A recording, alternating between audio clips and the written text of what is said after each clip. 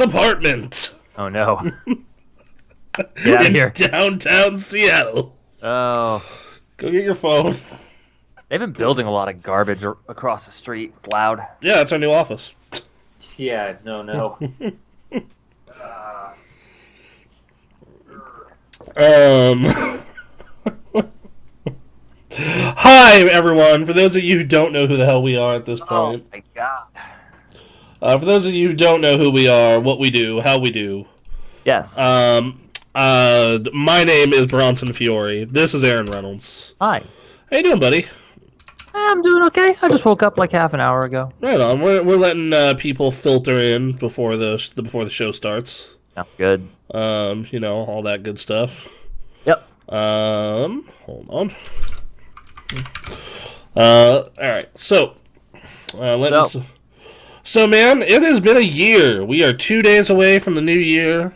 We are recording this ish. It is a good time. We played a lot of games. Well, I played a lot of games. You didn't. You got involved in this shit later in the year. Yes. But overall, video games happened. Sure did.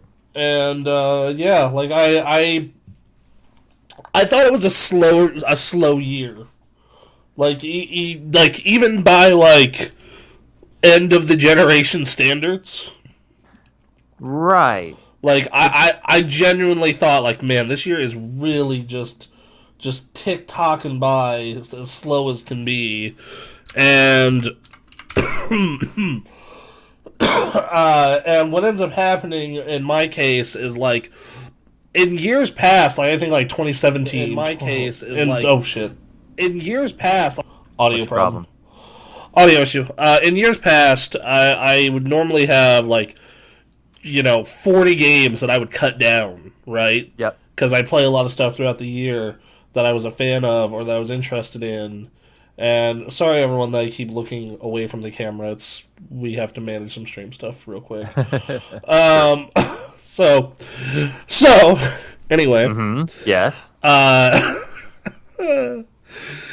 Anyway, I normally have a list of like 40 games I'd cut down because I play all the major stuff throughout the year, and I would like most of it or a lot of it. This year, I think that I had maybe 17 games to cut down to 10. And it was, 13 of those were real ones that kind of spoke to me. And, like, honestly, if I had to list, like, real favorites from the year, it was probably more like 6.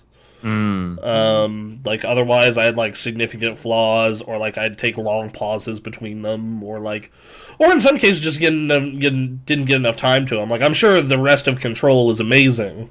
Like, sure. I just didn't get enough. I just didn't get enough time to it, unfortunately. Like, that's the sad truth there. Yeah. And what's funny about it is that there's a lot of great releases coming. Like Q1 next year. Like Q1. Yeah. Like it's supposed to be the year where we're making the transition. Usually they're saving. They have like the slow year happen just before the new consoles come out, but no, not this year.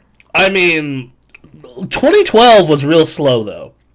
Like, because, I mean, I look back on 2012, and I remember the list we did on 2012, and it's like Halo 4, Assassin's Creed 3, it's like, huh. Like, our number one was Walking Dead, which is a great game, but, like, compared to other games of the year right, that had happened with us at the time, it was kind of a new thing. Sure. By the way, everyone, let's see. Even the yearly releases seemingly all down/misses this year, says Pawn Master. Or Pwn Master. Yeah. Yeah, no, I agree with that as a whole. And one part of that, for me at least, was just stuff not appealing to my taste.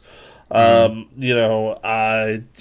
like I have a pretty wide spectrum of shit I'm willing to play, but just like for whatever reason, it just wasn't hitting for me this year. And like there was some stuff that hit, but like for the most part, it was not ideal.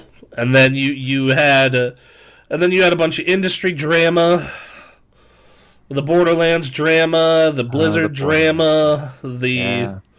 it just it was kind of a shit show of a year. I'm gonna be honest. I mean, it usually is, but there were some messes. Like and that's what's great about the messes over the year is that they're often pretty unique. Yeah. Like Randy Pitchford's stuff was something else. Yes. By the way, question of the day, everyone. It's a twofer. What is your game of the year, and what is your movie of the year? Ooh, I didn't think about that. So if that's something for you guys to sit on, if you want to just blurt out in the chat at any point, go nuts. So yeah. As a whole, though, I think that we both of us managed to scrape together 10 games, Yes. and I even managed to scrape together a few honorable mentions I do want to bring up now. Okay. I'll pull that document now. So, games that almost made the list that I just couldn't look over. I'll pull All these right. over here now. First off, Kingdom Hearts 3. Hey. I had fun the entire time I was playing that game, but the first 3/4 of the story are pointless. It's literally just, I don't know, you fucked up real bad, Sora. Travel the worlds to figure out why you're such a fuck up. And then you go save Tangled and Toy Story, and like it's fun, and like having Woody tell off a bunch of Kingdom Hearts characters kind of made my day. All right. Like anyone in the chat who's played Kingdom Hearts, let us know what you thought of Woody telling that fucking dude off. Was the highlight of that game for me. That said, the ending's fucking incredible if you're a fan of the series.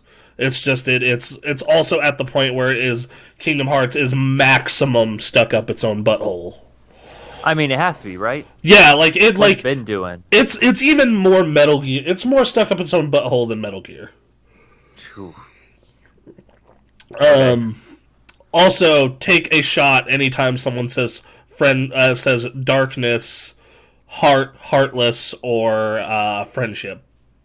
Well, Heartless. That's a okay. Okay, every time someone says heart, Okay, sure. someone said heart, Kingdom Hearts, or Friendship. darkness. Okay, all right. Yeah, there you go. die before you finish the prologue. That sounds like a fun time, though. A drinking game with Kingdom Hearts. Yeah, I don't know. We'll do that at some point. Oh God. DOA 6. Has nothing to do with the fact that these characters are half naked. Like, that's just been DOA forever. Has everything to do with the fact that the microtransactions in this game are so abhorrent it would make a EA blush. Oh. The first season pass was $90.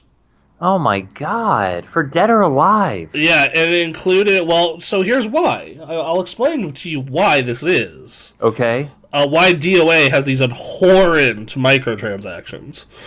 And that is because that the first game, or not the first game, but DOA 5 had like over $1,000 of DLC. And Okay. people bought a ton of it. People really like to dress up their waifus. Oh. They really like dressing up their waifus and their husbandos. In a big, big way. Okay. So what ends up happening when they're dressing up their waifus and their husbandos is they're willing to pay for it. So this time they're like, all right, here's all the costumes for season 1 and 2 characters, $90.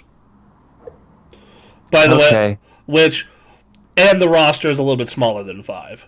And this sucks. You want to know why? Yeah. This is the best fighting system DOA has had. Oh no, really? Yeah, and by far the flashiest. Like, they took those really cool, like, cutaway moves that are in 5 that require, like real big execution and made it a lot simpler. Okay. So real bummer there.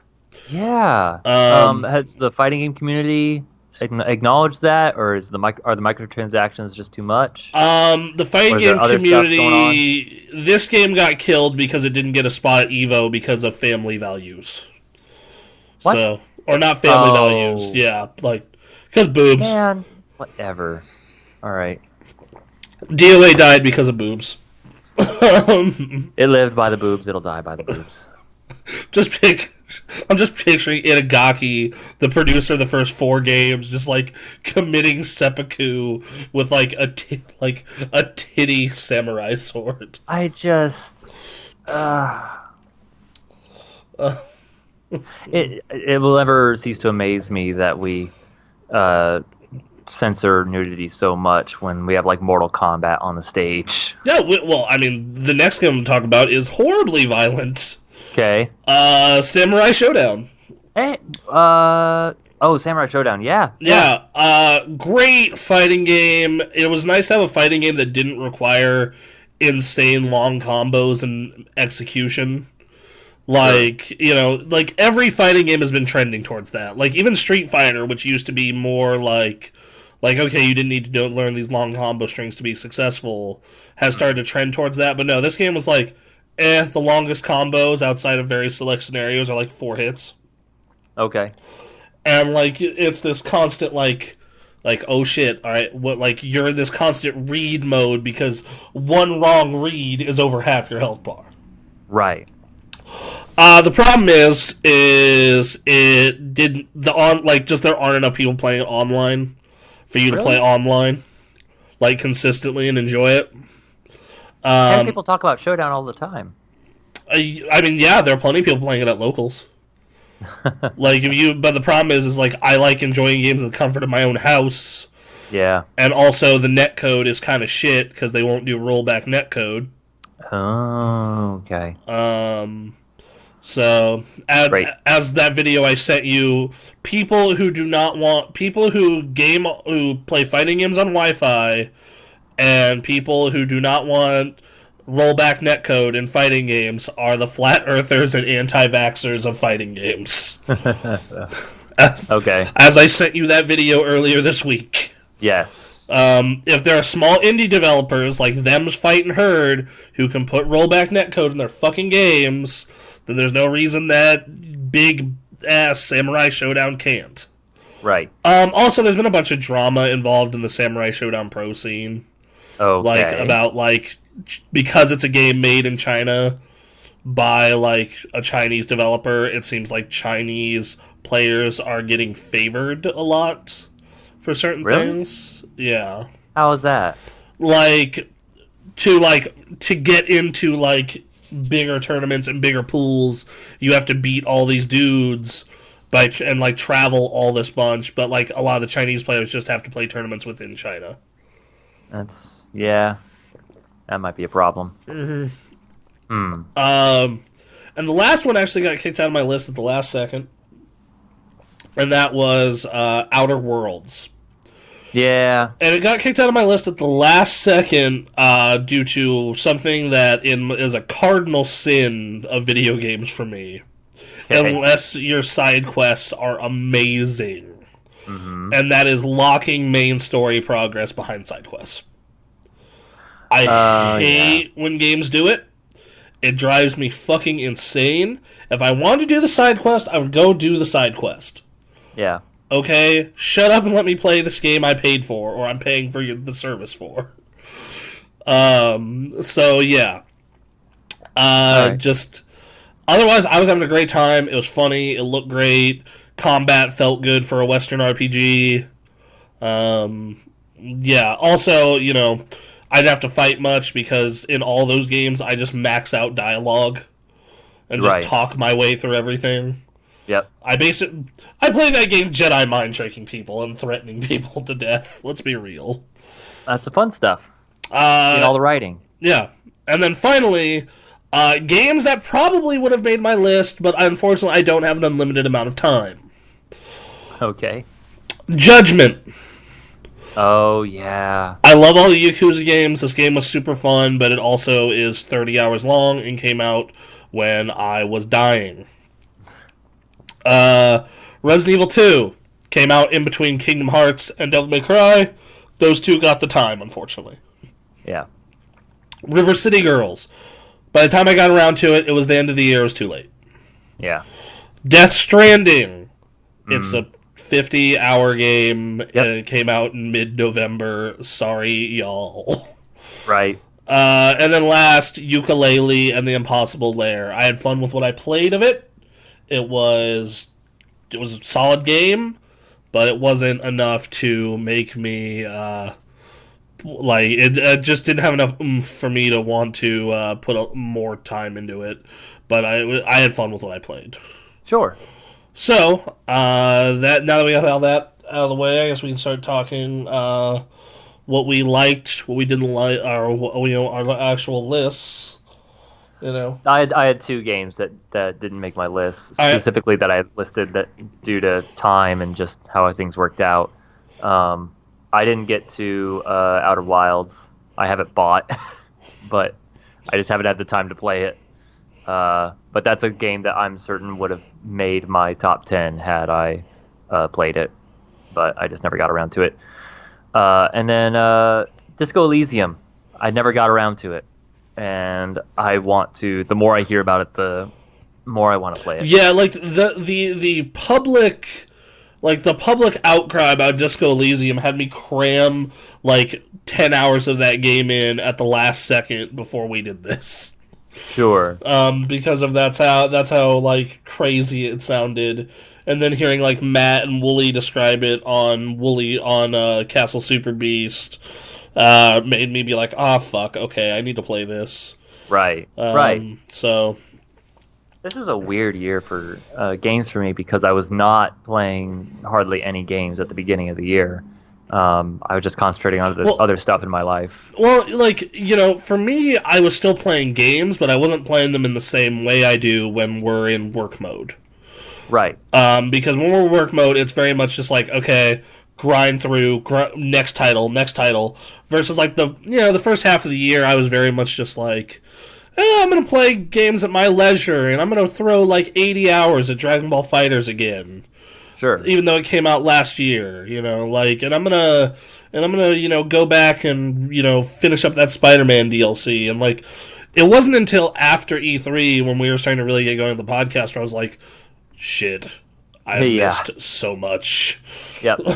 It was a down year, but at the same time, there were still games coming out. Thank God it was a down year, though. Yeah. Yeah, we chose a good year to get back on that horse. Yep. And then eat that horse. That's Team 4-star, I would say. So, so I guess let's start off our number 10s, right? Let's do this. What is your number 10? My number 10 is Tetris 99.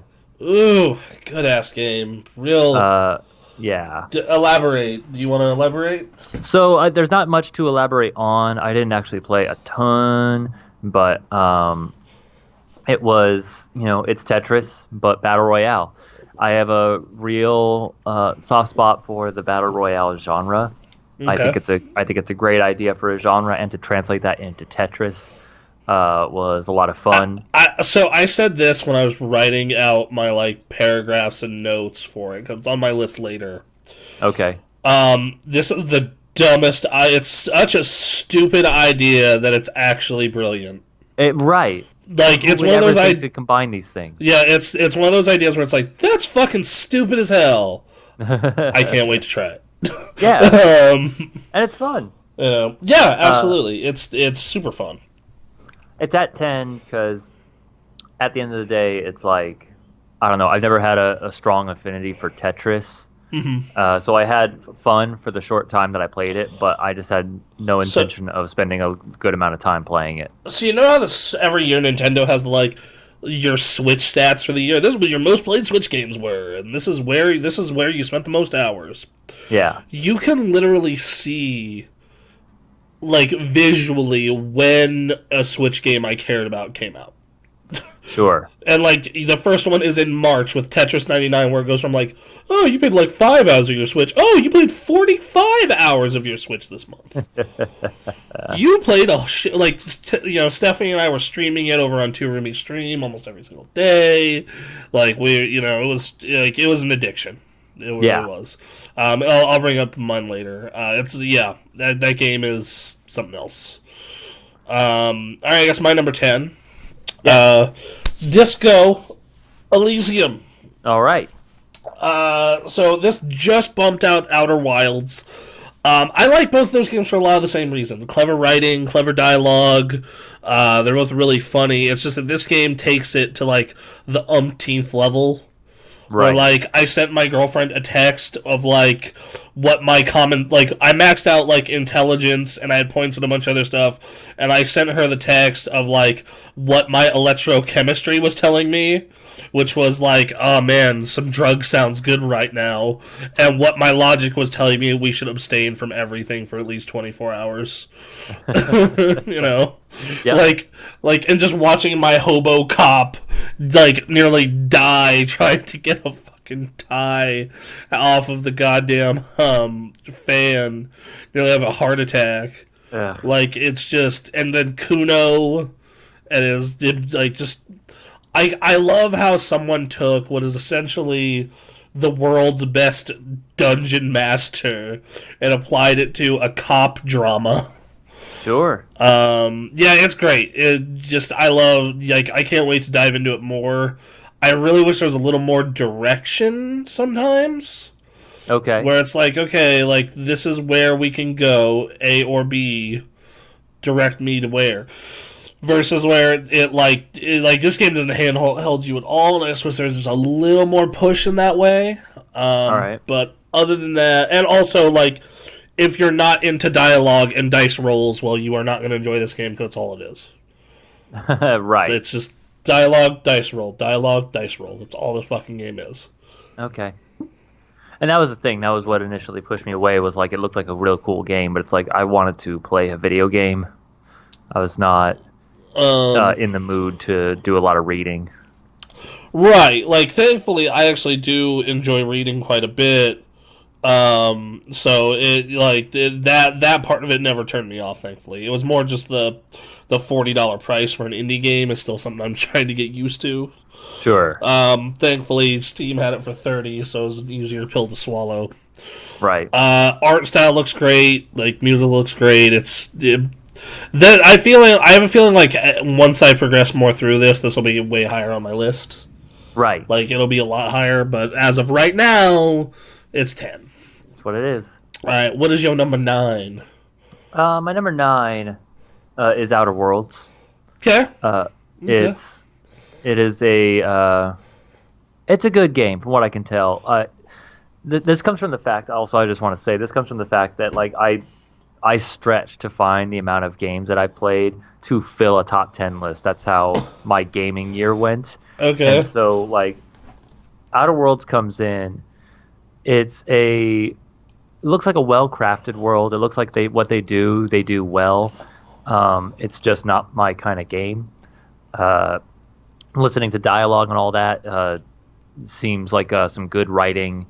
It's a well-realized world, but I lost interest kind of after you get to that hub with all the neon lights and all that, and it was like, oh, it's this game. I hope the people who like this game really like it. For me, it was very much like, oh, they put Mass Effect and Fallout together.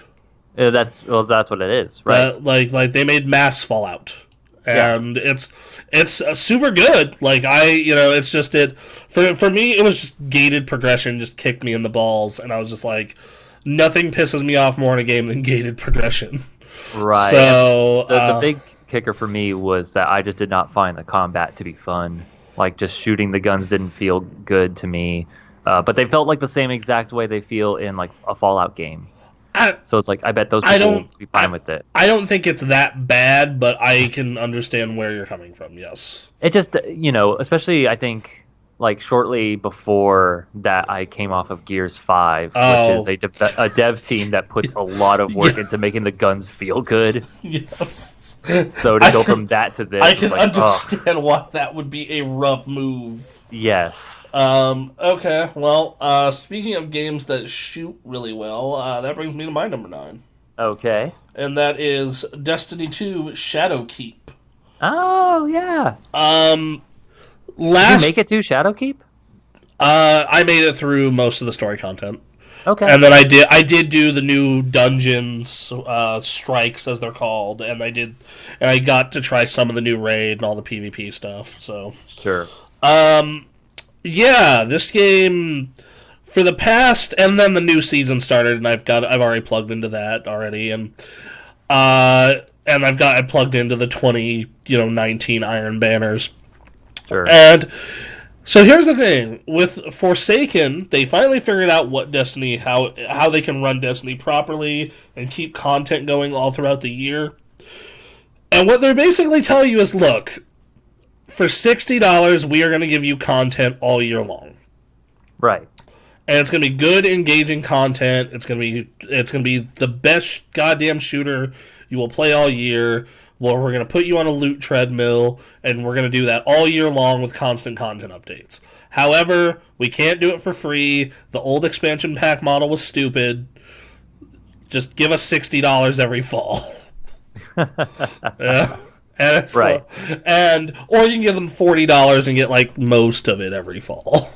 Okay. So, and like for me, as someone who is used to playing MMOs with similar amounts of content, but it cost me $15 a month, I had no problem with this, especially Sure. because in the 2 months that I've had Shadowkeep, I have put 60 hours into it. Okay. I have paid $1 per hour of entertainment. I know I'm going to get a lot more before that season is over. Sure. So yeah, Okay. that's definitely a big. It isn't perfect. It definitely has some of the traits of Destiny of like, I don't want to go do this grindy thing, but like definitely like every time that this game tells me go farm materials, I'm just like, I don't wanna. I just want to shoot things. Oh, Um, MMOs. but it's not that bad. You suck it up. You pull up a guide. You get it over with. You listen to a podcast while doing it. Yep. So yeah, that's the big plus there. Before we move on to number 8, I do want to say, hey, if you're new, please give us a follow. Hey, yeah. It would be much appreciated. Hope you guys are having a good day. We hope you're having a great day. Give us a follow. We just hit affiliate. We're trying to progress more. We're up to 52 of y'all in our squad, in our little gang. We're gonna be making a Discord soon, and for subs, you're gonna be getting your special privileges soon. Because we just hit affiliate. We didn't think we'd hit it this fast.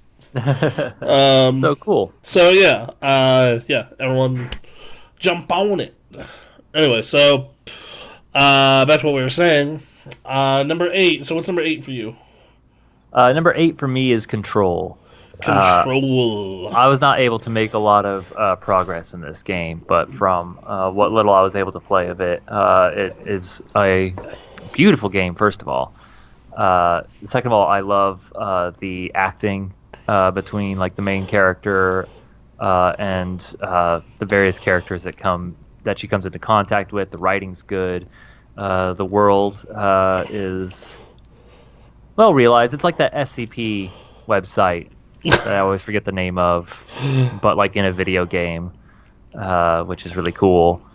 But otherwise, and again, this comes from the fact that I didn't get very far into it. I just it seemed like a shooter beyond that, and it was fine. But it didn't make too much of an impression on me beyond that. So that game I just didn't put enough time into, so I just put from when I played, I really liked it. Real visual showpiece, especially on the PC. Cool story, cool powers. I just wasn't far enough in to justify it, and I have a feeling that's gonna be one of those games I play, and I look back and I come back to them. I was like, fuck, I fucked up. Didn't play enough of that. Same thing with Luigi's Mansion 3. That's another one of mine that I think about. I'm like, fuck, oh, that's a bummer. I wish I put more time into that. Yeah. So my number 8 is Gears 5. Oh, okay. Probably the most cinematic Gears game by far. Yep. Great storyline, except for its bullshit ending. Fun encounters. The new weapons are awesome. I like the new characters. I like how like Marcus Phoenix is more of a real person than he's ever been.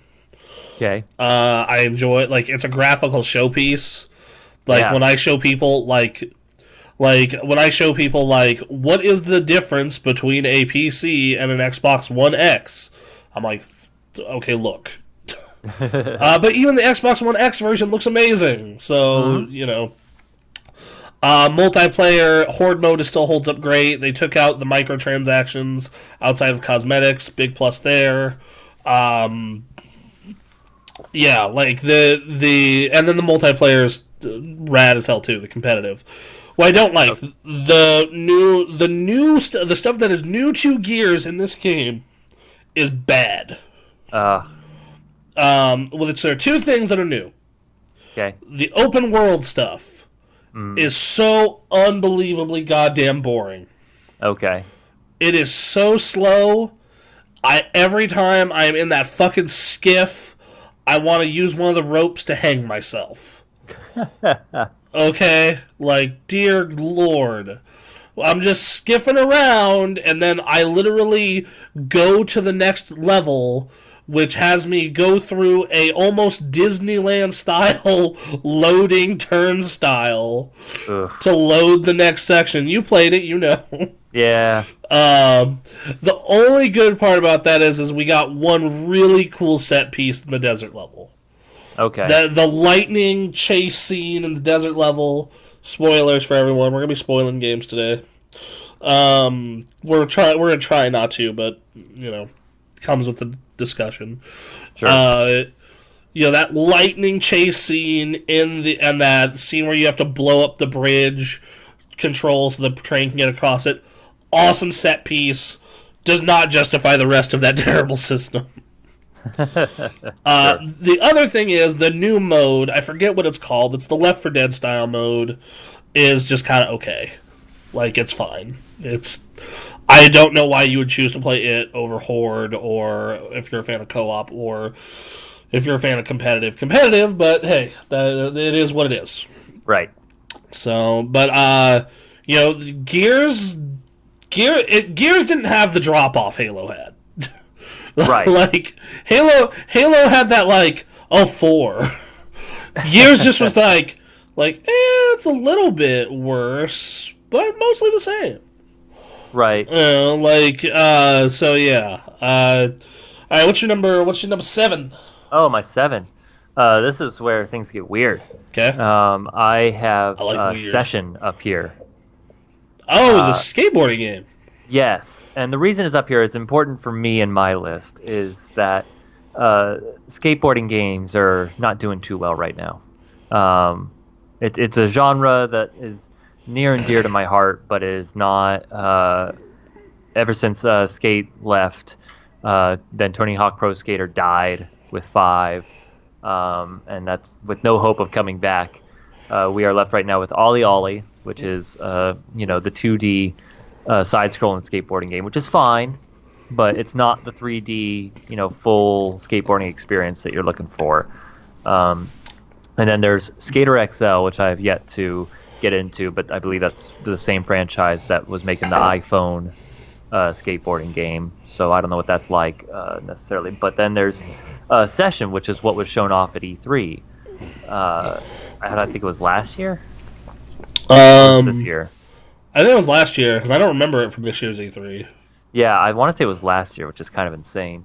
So they released it as early access, which some you may have a thought about an early access game, but it was like they're charging money for it right now. I paid like $30 or near $30 to get that game. It's out. Okay. It's weird. It is trying to be like full-on simulation. People talked about Skate being the sim skateboarding game. Session is by far the sim skateboarding game. So, it's weird that you bring this up because I actually had an urge to play this kind of game this year. Okay. Like, I was in the mood for a, Tony Hawk Pro Skater. But there was no Tony Hawk Pro Skater. There is none. There's nothing, so I ended up just going out and buying an Xbox copy of Tony Hawk's Pro Skater 3. There you go. That's all right. That's what I had to do. Yeah, and so Um, like we're looking at there's Skatebird, which is that's coming out. a I bird, want to say bird, sometime bird, next bird year, is which the is word. a bird skating on a skateboard. So that's fine. I'm glad you just completely ignored that stupid moment. Thank you. Yeah, no, I had to. Jesus. So Go on. session is weird because it's like you have to control. You have direct control over your foot, your left foot and your right foot, and your left foot takes control, or your left side of your controller is taking control of your left foot, and then your right stick's taking control of your right foot, and you have to be constantly aware of what you're doing with each foot, which is interesting in that it's like kind of trying to teach how skateboarding works through a video game.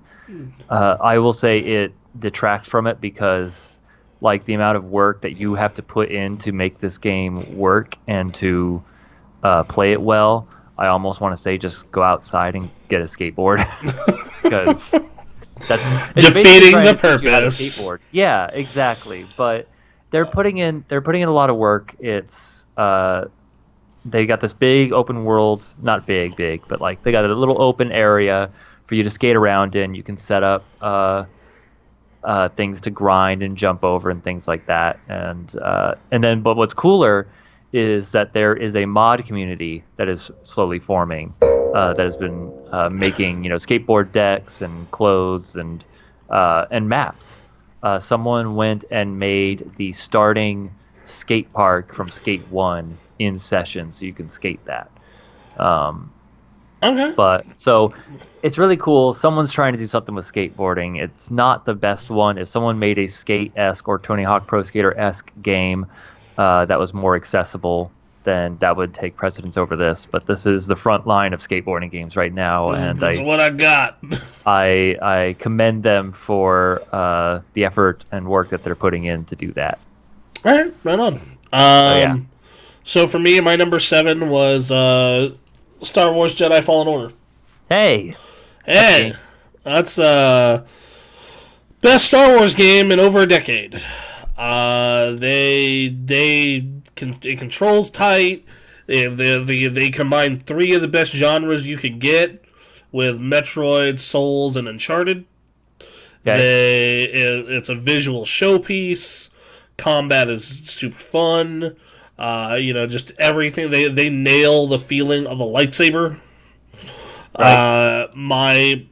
Here's where my and I had a great time with it. Like I was like fiending to get through that game. Like I was just like, oh, I need to see more. I need to see more. Here's where the game kind of is kicking the dick. Okay. So it took me 15 hours or so to finish it. I didn't 100% it at all, but it took me about 15 hours to finish. First off, even after 3 to 4 sets of patches, on the PC version at least, I was still encountering technical problems. I was still encountering it got progressively better. Like it went from like the first time I played it where it was just like oh, this is rough, to like being like, oh yeah, no problem. Okay. So yeah, that's the first thing. Or mostly no problem, I should say. So that's the first bit. The next bit is, holy shit, the backtracking in this game gets boring. Yeah. It gets progressively better, I'll let you know. All right. So it's not as bad. Like, they give you shortcuts that are even quicker. But, like, man. Ooh, buddy. And some of those backtracking sections rough. Especially when you're just like, okay, I just want to get this ship and advance the plot. Right. And then, so there's that. Those two kind of, and then you could tell it was rushed. You could tell that, like, from its announcement at E3 2017, or no, 2018, where they're like, yeah, we're making a Star Wars game. We won't got anything to show. It's by the Titanfall guys. Okay. to like Sure. from like then a year and a half later to it being like out and playable now. Like you can tell that was rushed. And then the final, especially because they were also working on Apex. Right. And the thing that if somebody asked me, it's like, so I know you really like Fallen Order, but would you have rather had Titanfall 3?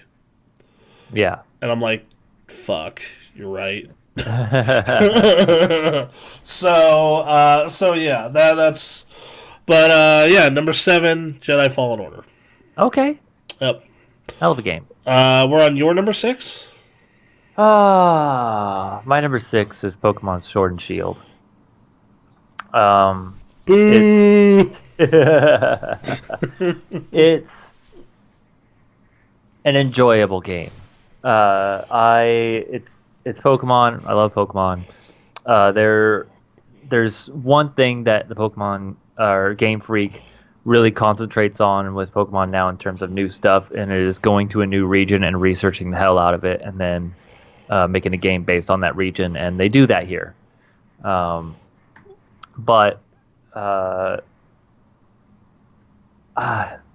just a lot of the stuff that's been going on around the development of that game. There turns out their future-proof models weren't future-proofed. Their graphics and the way they show the game, the way it looks, it just seems like they had no plans at all to ever go to a console.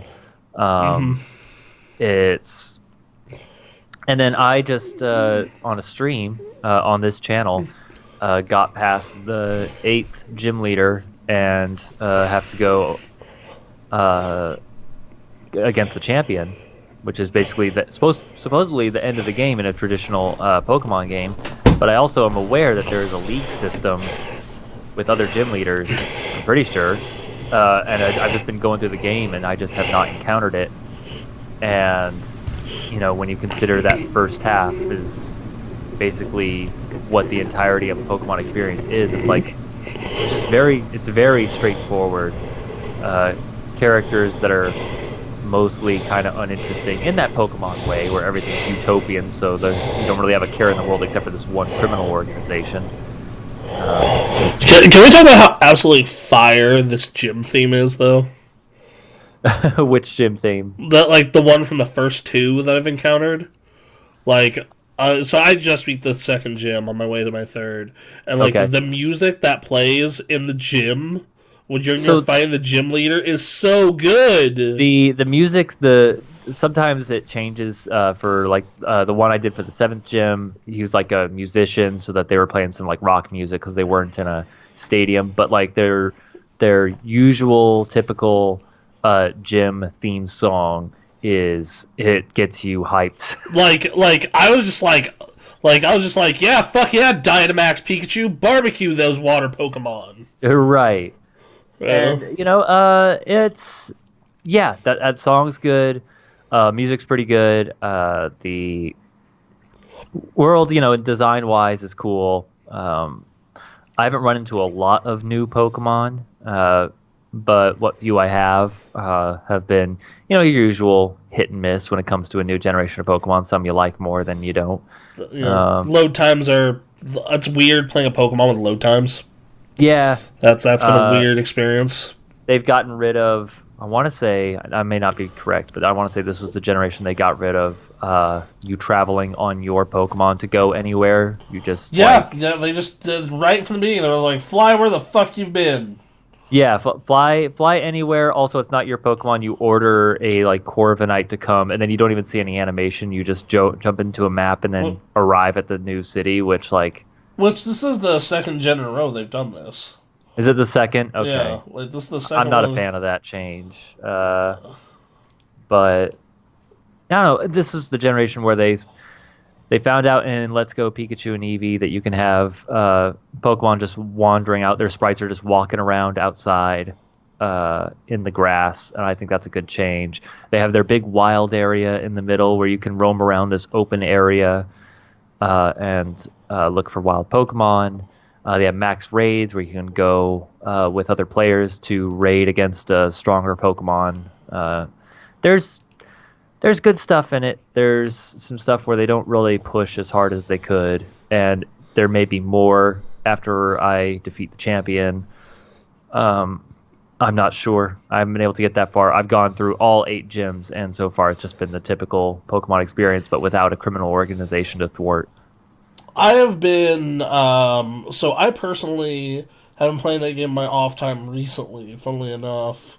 Okay. And I've despite my numerous problems with it, I'm still having fun. So that's what I That's the can say thing. about Is it. it's if you want a Pokemon experience, this still delivers that. Like it's like and you know it's not it doesn't hold it still babies the shit out of me, but not like in the way the other one did. Sun and Moon, they realized they messed up with that. They went too far. Yeah, like Um, they're trying to frame Pokemon for kids, which is absolutely sure. You know, it's the tale of the Pokemon journey is about growing up and learning skills to get you through life, and so having something like that for kids is a very good thing. It's just would be nice to have everyone taken care of, and I think it's definitely possible. right. And then there's shortcomings like not having all the Pokemon in there when you have so much money and so many people that can be working on this. So many Exactly. people that would be willing to work on this. You don't even need to do crunch or anything like that.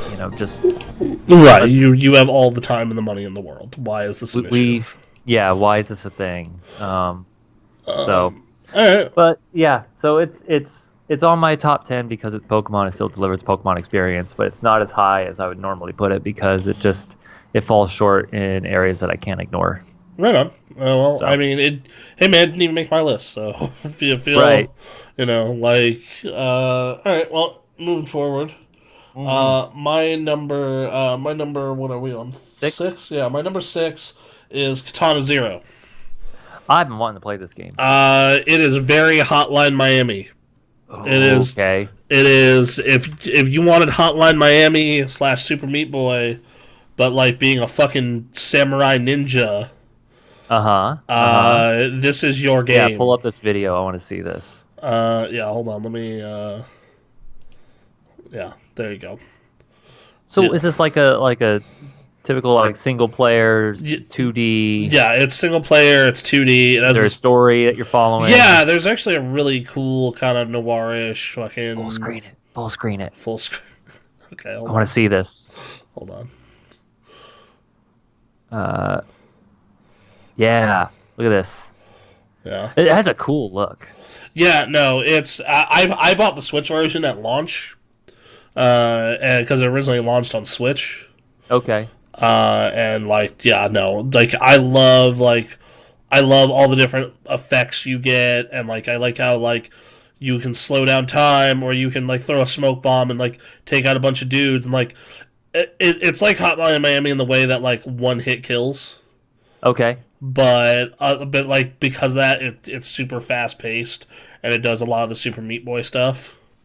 Oh man. Yeah, so it's Making me think of Mark of the Ninja. uh yeah like But so Mark of the Ninja is more of a stealth game, but yeah, like this is oh shit, I did not mean to have volume on. yeah, no, don't have all. Yeah, see, like the way they're doing that, the way he's doing that is like okay, range, melee. Oh man, this Yep. looks good.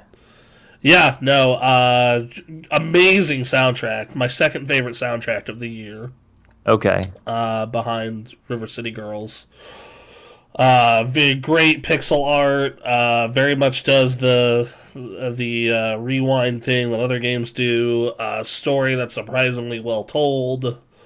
Like it's a treat. Okay. It is. It's one of those indie darlings. I think most people will be able to get behind.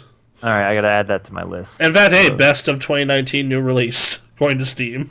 There you go. So let's see where it placed. Good for those guys. Yeah, let's see. Yeah, it placed in. It was top selling game in April. Top rated and top selling. Cool. Up there with Mortal Kombat. Yep. Cool. Good company. So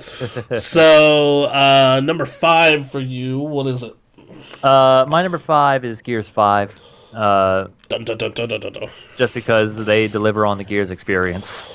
Um, I'm more of a Pokemon fan, so I would normally have Pokemon way above that. I just, it was nice to come back to Gears after a long break, and they've been putting a lot of work. They were trying to say things with it. I don't know if they necessarily delivered. Unfortunately, I wasn't even able to finish it.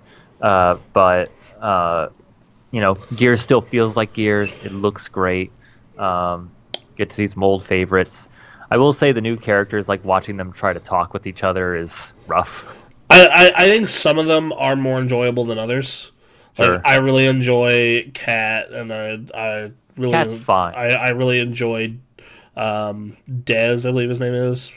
I'm not like I don't like Who's the main character? Who's the guy that you play? The blonde guy. JD. Yeah, I'm not a fan. Well, guess what? You don't play him for most of the game. Oh, thank God. Okay. You Cool. play Cat for the rest of that game. Oh, good. Okay. You play, fine. there. So the way that game works, there are 4 acts. You play him for the first act. Okay. So. So yeah, I got through that, and then yeah, there's some interesting stuff going on with Gears, but Also, he becomes a lot more likable character later in the game. To be fair. okay. Yeah. So you were saying like the Gears stuff is still good. The new stuff that they try, they miss on. I will say like I don't know how new this is, but like just the story that they're trying to tell and how they're trying to expand on, the leadership of the COG and all of that in their story. I thought was pretty cool. You find out the origin of the locust in this game. Oh no. You find out that it's that fucking origin. It's great. Okay, good. So I think that's cool. Is there gonna be a Gear 6? Yeah, it ends on a cliffhanger. Okay, cool. So well, then yeah. you and I should finish that game. I'll re-download it. We'll co-op that. Want to co-op that? We can co-op that. Yeah, I love me some Gears co-op. Co-op and stream that. Yeah, be down. So my number 5. Your number 5. So my number 5 is, and once again, this is another game where if you looked at my Switch activity chart I posted earlier on Twitter, you can literally see the month that this game comes out. There's like a 35-hour spike in activity on Switch. Okay. It's Super Mario Maker 2. Cool. They took Mario Maker and said, "How about we just improve the way that that game in every possible way, except some of the creation tools, because they're limited by the platform they're on." Right. So, and they did, and I put a lot of time into it. I only made like 1 level in all honesty, but like had we started this months earlier, I totally would have been streaming Mario Maker. We started this project as a whole the month this came out, but we didn't start streaming until months later. Right. Stephanie and I at the time were streaming it every single day almost, and like we were having people in the we had our boy Thomas in the chat, who's a big Mario Maker level nut, constantly being like, "Hey, I made you guys a new level. Hey, I guys made you a new level." I'm no. So like we basically became his lab rats a lot of the time. That's rough. But yeah, no, it continues all that charm. I feel if you're the type of person who were like me and you played the first one to death, then a lot of this game is going to be mostly you just playing other people's levels. Oh, really? Well, yeah, because like you get burnt out on making that shit. Oh, I guess so. Yeah. My interest in Mario Maker 2 is just making the levels. Yeah, well, I mean, that's great, because it's totally there for you to do that. Yep. And I did dick around with a lot of the new tools. But I also ended up like creating way less in this one and playing way more. Sure. Especially because it actually has a pretty good single player this time around also. Okay. So, yeah. Alright, so we're on to your number 4. Do you think they make a new 2D Mario? I think that yes, they totally do because of how popular they are. I guess so. Like a lot of people are just going to, if they, oh, Timmy wants a Mario. Well, not only that, There's a new Mario. new Mario U on the Switch sold super well. Oh, really? Yeah, Okay. like so there's definitely still a market for the 2D Mario. Okay. Like It's just for oh, the weirdies like us. it's yeah, like I'm gonna look up best selling Switch games. Well, so yeah, like While you're let's looking that up, yeah, uh, are you about to find it? yeah, so yeah, Super Mario. Yeah, it's the ninth best selling Switch game, Okay. and it has sold 4.59 million copies. Good for them. Yeah, it actually is only a hair above Mario Maker 2. Okay. So yeah, no, it's they. Wow. But yeah. All right. The best selling game is Mario Kart 8 at 19 million, Hell yeah. followed by Mario Super Smash Bros., Mario Odyssey, Breath of the Wild, Let's Go Pikachu and Eevee, Splatoon 2, Mario Party, Sword and Shield. A lot of good games in there. Yeah, they have a lot of good. And Yeah. Anyway, yeah. so So you were saying. number 4 for me, Jedi Fallen Order. Okay, Uh, we we covered that. yeah, talked that one. That's a good. That's a cool approach to Star Wars. I intend to make more progress in it. Well done. I look forward to watching it. So in my case, my number 4 is Apex Legends. Okay. I played a lot of this game, surprisingly. Like I knew I was going to be into it because of the developer behind it and everything. But I for the first 2 months it was out. Stephanie's like, "What do you want to stream tonight?" And I'm like, "Apex." It's like, "What do you want to stream tonight?" Apex. Mm-hmm. What do you want to stream tonight? Tetris 99, and then Apex. Yep. And she's still playing it, in fact. And I was talking to Quinn the other day, and we both agreed that yeah, we should totally throw down in that game some more. Yeah. um, I'd be down. yeah. So, yeah, Apex Legends is a hell of a game. like in my opinion, it is the strongest battle royale. Like it Uh, is, it is the I most. think Sorry, go ahead. I think it has the polish that Battlegrounds does not, which is a huge boost. And then just the way they introduce like a class system for their characters is interesting. And then the way they do their map, which is a bit more controlled rather than the flat grounds that you tend to have to deal with in like a Battlegrounds, and a little more varied terrain in Fortnite. But like Apex is tightly controlled from what I've seen. Right.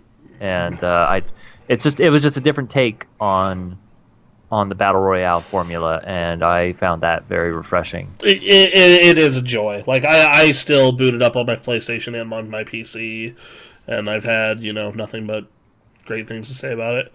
Sure. They actually have ugly Christmas sweaters for Apex, and it says "Have fun, don't die." All That's right. awesome.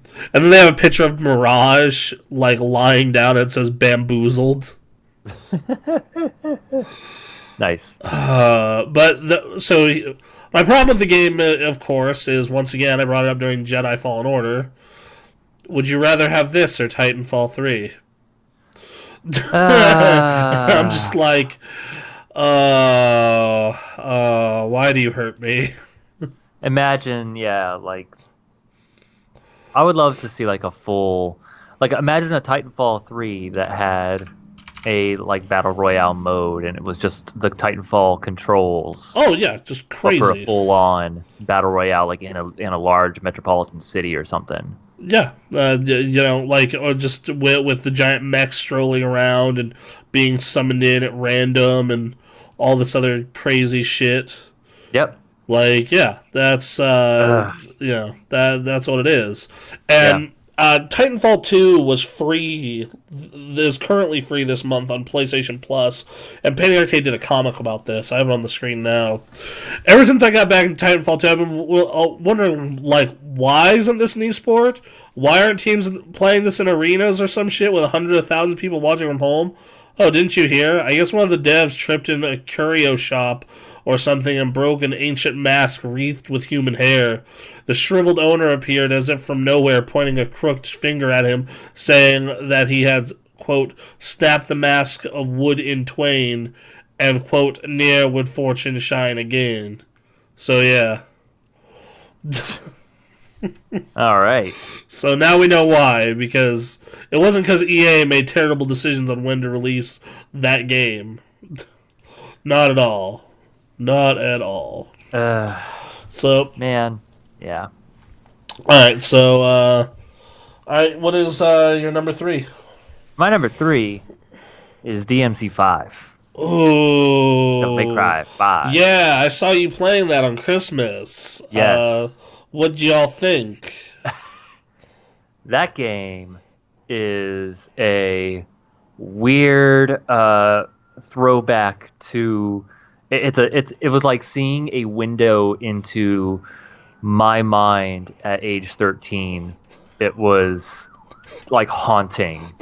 Like from like between like Dante being like this cool guy with the red cape and the sword and the guns, and then Nero comes in and he's this young, cool jock-looking guy, and then there's the gothy, moody-esque poet who just pulls his book out whenever and starts reading poetry and then snaps it shut, and he's got his cane, and it's like, oh my god, this is me and my friends. Oh no. Oh god, I was like forced to confront who I was. So who is Andy and who is Nero and who is Dante? Oh god. Well, that's the thing, is that I feel like, just that teenage time that was like, we just kind of shared it. We all had our moments. You were probably closer to Nero than anyone else, but fair enough. Just because I see Nero as the quarterback of the group. Oh Lord.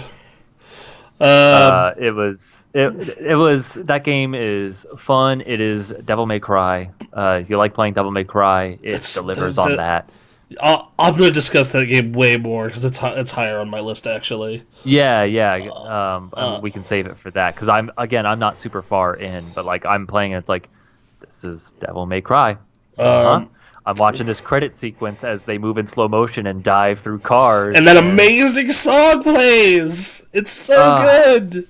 It's really good. Oh man, I think if I had played through this game in its entirety, it would be higher on my list. It would be number 2 or 1. All right. But I just haven't had the time. So but it's just the little I have, it got to 3. So my number 3 we've already discussed. It's Tetris 99. Oh, okay, wow.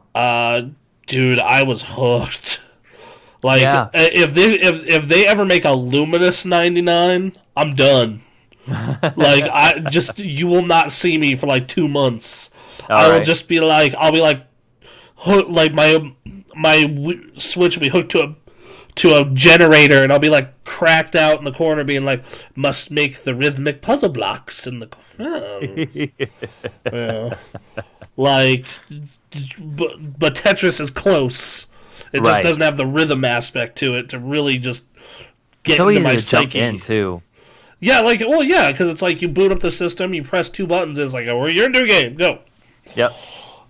So yeah, what's your number 2? My number 2 we already discussed enough. It is Apex Legends. Okay. Yeah. I like seeing new, good battle royales, and again, if it was a Titanfall 3 game or a Titanfall battle royale, that would take precedence over this. But this is where it's at. I like seeing new, good battle royale games. I'm bad at it, so I stopped playing it, but I'm just glad it exists, and I enjoyed my time with it. You and I should play some. Jared and I have a strategy that gets us almost always to top 3. Okay. It's called. What do you guys need? It's called one of you picks Caustic, and we hide in a bathroom in the middle of the map. So my Battlegrounds tactics, yeah. All right. Except Caustic has those gas canisters, and the second someone comes in the room, you light those off. Which one of you is caustic? Typically me. Okay. And then you guys fuck them up once the gas is out. All right. So, Cool. so yeah, my number 2 is WoW Classic. Okay. Um, Of course. so I'm you shocked that it's at 2. so you know back in 2016 when Pokemon Go came out and there was like Yes. world peace for like 3 weeks. Yes, it was great. Yeah, this was that, but for like the MMO community. Right. Like this was like the MMO community, like all came together and like sang "Kumbaya" and fucking. I saw people playing this game that I haven't seen play this game World of Warcraft in a decade, and like I was like, oh shit, I haven't heard from you since like 2008, bro. What's good? And then like it's just this game that is just so different than literally every other game out there right now, even Yeah. in its own fucking genre. Right. Like like if you want to make progress and you want to make it in any meaningful time, most of the time you have to group with people. Sure. Especially late game. Once you are in your 40s, the game basically tells you, find some friends, loser. No. And like you'll go on the server and like because other people are in the same situation, they're just like, do you want to be friends? Do you want to help me kill these trolls? I keep dying. Ugh. And it's just like, yeah, bro, I'll help you kill these trolls. And then like you're killing trolls and you're just shooting the shit, talking about your life, and then like you make a friend. Right. And it's like every night you log on and you just bullshit about stuff. Like literally, I was talking about like sometimes they're not good people, but like last night, Turns out. yeah, but like last night, like there was this girl in our guild chat talking about how she's just like going out with this dude for free food, and we're just and like we just keep making fun of her for it. Jesus. Like it's it's this weird like social experiment, and then just like you know how you have chill games like Death Stranding and the like. Oh yeah. This game has a lot of that because there's a lot of downtime. There is. Because like I like literally be like, okay, I want to go questing in Tanaris, is where I'm at currently. I'm in my late 40s. Well, if I want to go quest in Tanaris, that means, and I'm at Ironforge, that means I need to take a griffin down to the harbor, wait for the boat, get on the boat, run across town and Theramore, take a griffin down to Tanaris, and then run halfway across the desert to go do my first quest. Yep. And that doesn't even include what I had to do to get the fly point to Tanaris, which was take a boat to Auberdine, walk down to Desolace, walk from Desolace to Feralis through Thousand Needles, and then end up in Tanaris. Right. And it was just me walking the entire time. This is before I had my horse. And just like it's like, and sometimes like, all right, I need money, I need to go grind leather. And it's just like spend an hour just killing baby dragons, spacing out, listening to music or podcasting or chatting with the people you've met. Yep. And it's just, I wish more MMOs focused on what this game does, where it focuses a lot on the journey. Because so much of modern MMOs, like even like Final Fantasy XIV, on modern WoW, and Guild Wars is like, okay, get to the cap, get to the cap. The cap is where the game is. The cap is where the game is. And this game's like, there's cool stuff there, but enjoy the ride. Right. And like I am, like I get no benefit from World PvP really right now. Like I'll have honor points when I hit cap, great to spend. But like for the time being, it served me no benefit to PvP in the jungle last weekend for 4 hours. It served me no real benefit other than the fact that I had fun just PvPing. Right. And I feel like that is something that a lot of people miss in modern MMOs. Because a lot of people in modern MMOs are like, if they're not getting a reward for something, they don't do it. Interesting. They're like, if the reward system isn't there, they don't do it. Versus this game where it's it was fairly easy to be like, hey, do you guys want minimal honor, but to go annoy the living shit out of some horde for like 4 hours in the jungle? Yeah, bro, let's go fuck them up. All right. So yeah, like it was that. Okay. Once again, it was the game is still around. It just doesn't have the honey. It's just not in the honeymoon period like it was.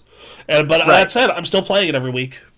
Of course. I still drop a few hours in every week, run a dungeon. I'm 10 levels away from cap. I'm surprised you haven't hit it yet. Those last 10 levels require a certain level of commitment and time that I haven't had because of all That's the fair. overtime. So, Yep. um, You have January and February to yeah, figure I it do. out before games drop. Yeah, I do. Let's just heroin that up, baby. All right. What's your number one? All right.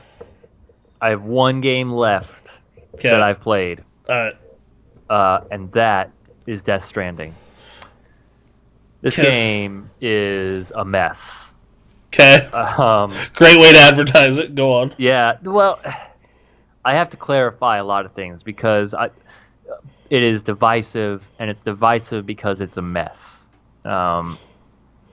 There's just story-wise, okay, it's a single-player game, and you're going to go through this story, and the story starts out promising. It's very enjoyable at the start, and it takes 40 hours to finish, and towards the end you start to realize things are not going to connect, and by the end of it you're left with questions about what things were supposed to represent, because it's Kojima. There are things that are supposed to represent. There's even a line in the game where Fragile like grabs something and hands it to Sam, and he goes, "Here, I brought you a metaphor." Like, just straight up just says it. But like, some of it doesn't make sense. It doesn't. The strands are never connected. There's no Kojima twist.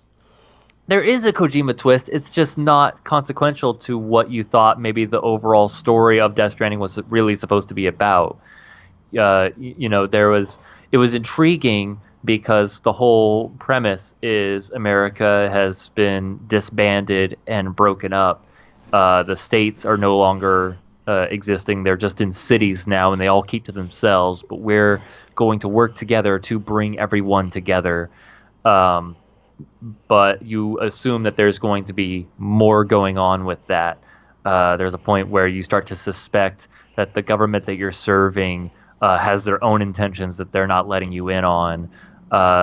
There are, companies that you're working with that you're trying to figure out what's going on with them. There's the terrorist group led by Higgs, voiced by Troy Baker, who does an amazing job with a cartoonishly evil character. You expect there to be more going on with him, and as far as I can tell so far, there isn't.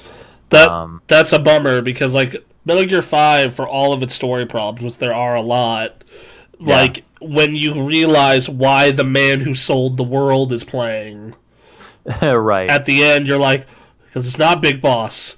Big Boss is off doing this shit. You're a fake. He sold the world. The man who sold fuck. Just like, or just, of course, Metal Gear 1, the most heavy-handed. You enjoy all the killing. That's why. Like, it's well, and then there's some things that do make sense at the same time, where it's like, it's as simple as Higgs just came to the conclusion that the whole universe is going to, or at least all life on Earth is going to end, and we could either get it over quickly or just drag it out and be miserable about it. And Higgs comes to the conclusion that we need to just end it quickly. And, that's a cartoonishly evil thing, but then you see like some of the things that people do in real life, and you can see Higgs kind of people in real life. And so there are some connections that are made, but some the Thanos. what they try to say, yeah. some of the things that they try to say, they don't make enough actual connections, and it's left to you to make those connections. There's, the government guy wears a mask. Why does he wear a mask? And you think it's, due to a larger message, and it's more just because He likes he was masks. I wish, because it's a cool ass mask. But go on. The start of this game is insane because it's just like he gets woken up by Dead Man, and he's like, Sam, the president of the United States wants to talk to you. The very last president. And he's like, I don't wanna. He's like, you're really not going to talk to the last president of the United States? Your mother. This is weird ass. And then you walk into the room, and it's in the Oval Office, and your mom, last president of the United States, is in like a hospital bed, and government man dressed in like 1800s garb with a metal skull mask walks up to you and says, "It's been a while, Sam." Like, I don't know what's happening. And yeah, and then, but then like, This and then there's sounds this this weird sounds like a stuff, Kojima game. it's crazy, and it doesn't live up to the potential that it promised. But in terms of the gameplay alone, just it being weird and different, they make walking hard, which at first you're like, why would you do that? And you realize later it's like, it's because that's the game. You walk from one place to another, and so you try to maintain your footing, you try to balance your packages, and you try to just find the most efficient path through this area, and look at the environment, and low roars playing, and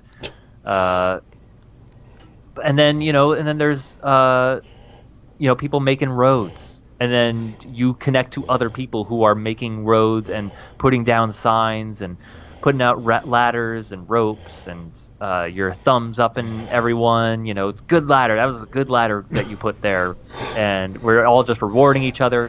What we're seeing right here is a fight with mules. This is actually kind of garbage. This is one of the lesser points of the game. You can, you get a rope, and you can destroy all these guys with one rope. Just do this. Yeah, you're good. And you can do that with 20. I did that on a stream earlier this year. And then, I don't know, it's a weird mix. Motorcycles.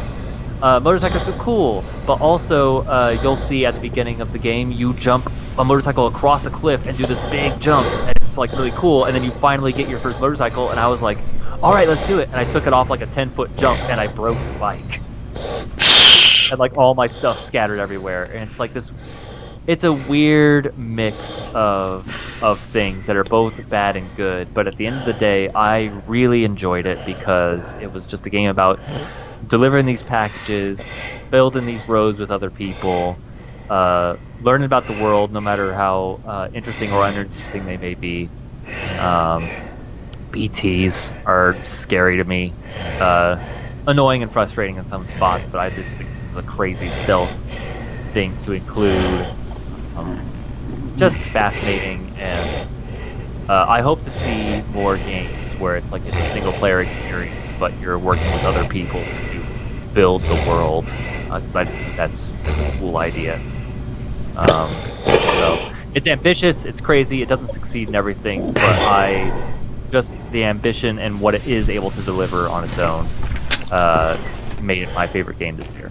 Okay, fair enough. Alright, so for me, my number one is, I brought it up earlier, Devil May Cry 5. Yeah. Devil May Cry 5 is a hell of a game. Like, fucking Jesus Christ. The entire time I'm playing, I'm just like, whoa. Like, from first off, let's talk about the combat. Because that is the main appeal of these games from a gameplay perspective. And it's so goddamn good. It's so just... The controls are super tight. All the new abilities you have feel great. All three characters have I'm not as big on V, but even I get his point and the way you're supposed to play him. But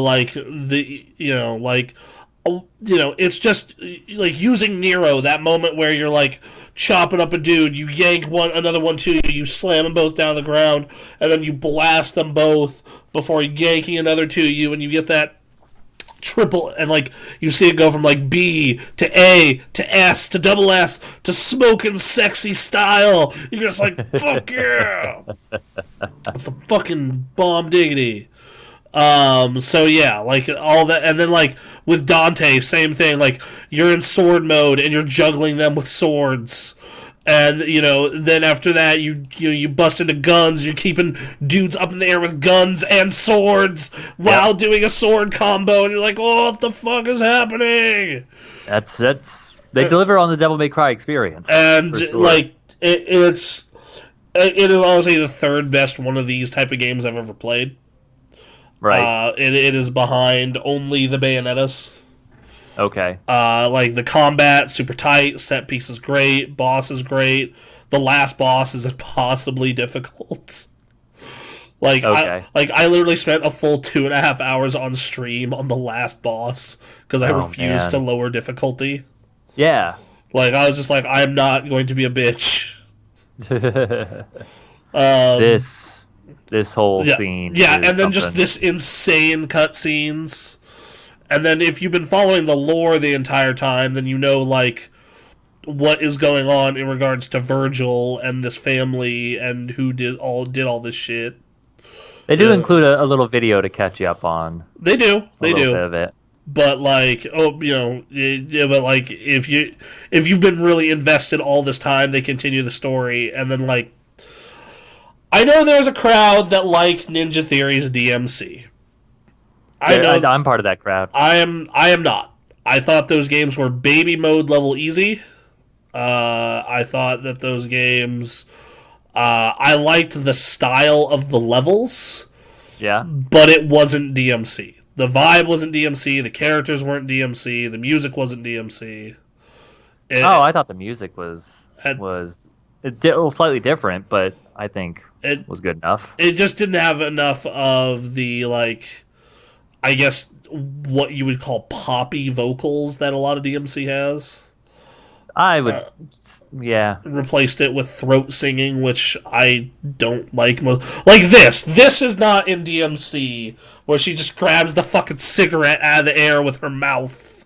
There is an insane amount of silly that comes with DMC, especially 3 on. Like in DMC4 where you're fighting that giant boss Angel, and Dante throws the sword into its heart, but to make sure it goes in, he shoots the hilt, and the bullets stack on top of each other, and just dink dink dink dink.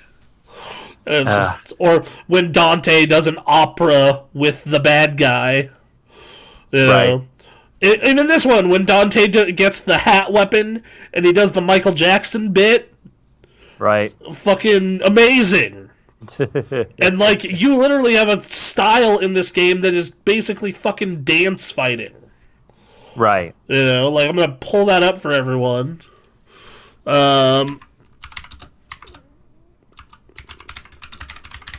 Yeah, let's it is Devil May Cry. And they deliver it for the modern generation of games. They made the ultimate Devil May Cry, and it's like the style, the I literally only had one complaint in my entire run through of this game. Okay. I wish that the environments were a little more like more fleshed out and not as repetitive. Like the environments are a lot of Demon Nest, Rundown City, Demon Nest, Rundown City, old Gothic place. Yeah.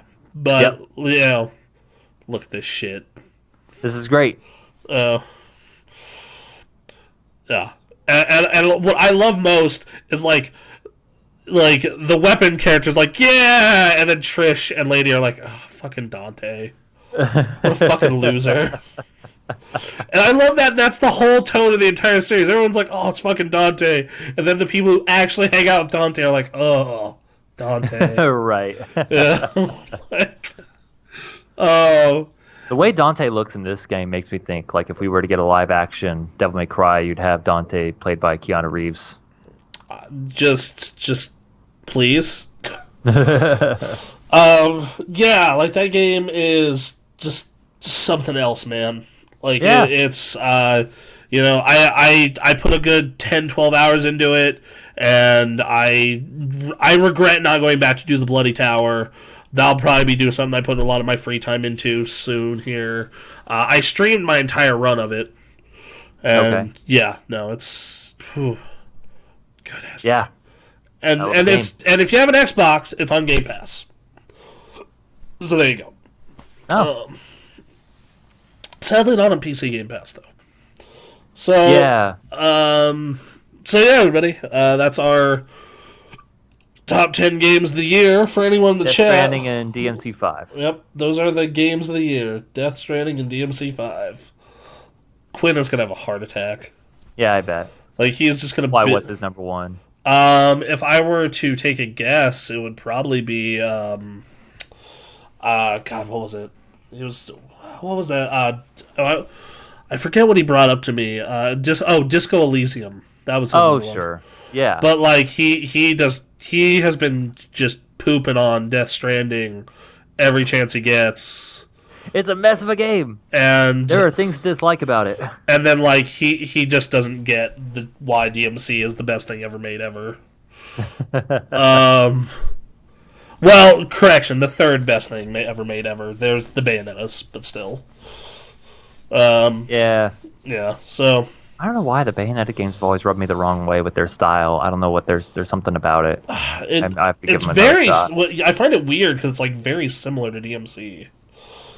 Right. It's like the over the top action and like ridiculousness is there. Sure. Yeah. Yeah, I don't know. I may have to check it out sometime. You know what I love is Bayonetta was designed by female character designers. Oh, really? Yeah, that's a fun story. Is the designers behind like I forget the lead of Platinum Games. God, what's his name? Oh, I know this name. Yeah, I do too. Kamiya. Kamiya was like, "This is my design," and the woman on his art staff's just like, "Nah, I got it." Cool. And, like one thing that always drove me crazy about Bayonetta, it's like it's sexist, and I'm just like, she's the most empowered character in that entire franchise. She punches God into the sun. You know, I have not played the game very much, so I can't say one way or the other. But just copy of Bayonetta on Steam. how much? I'm gonna find out. Oh, it's not on sale, really? Wow. Okay. What is Yeah, it? it's $20. Yeah, I can't. Yeah, that's, Not for Bayonetta 1.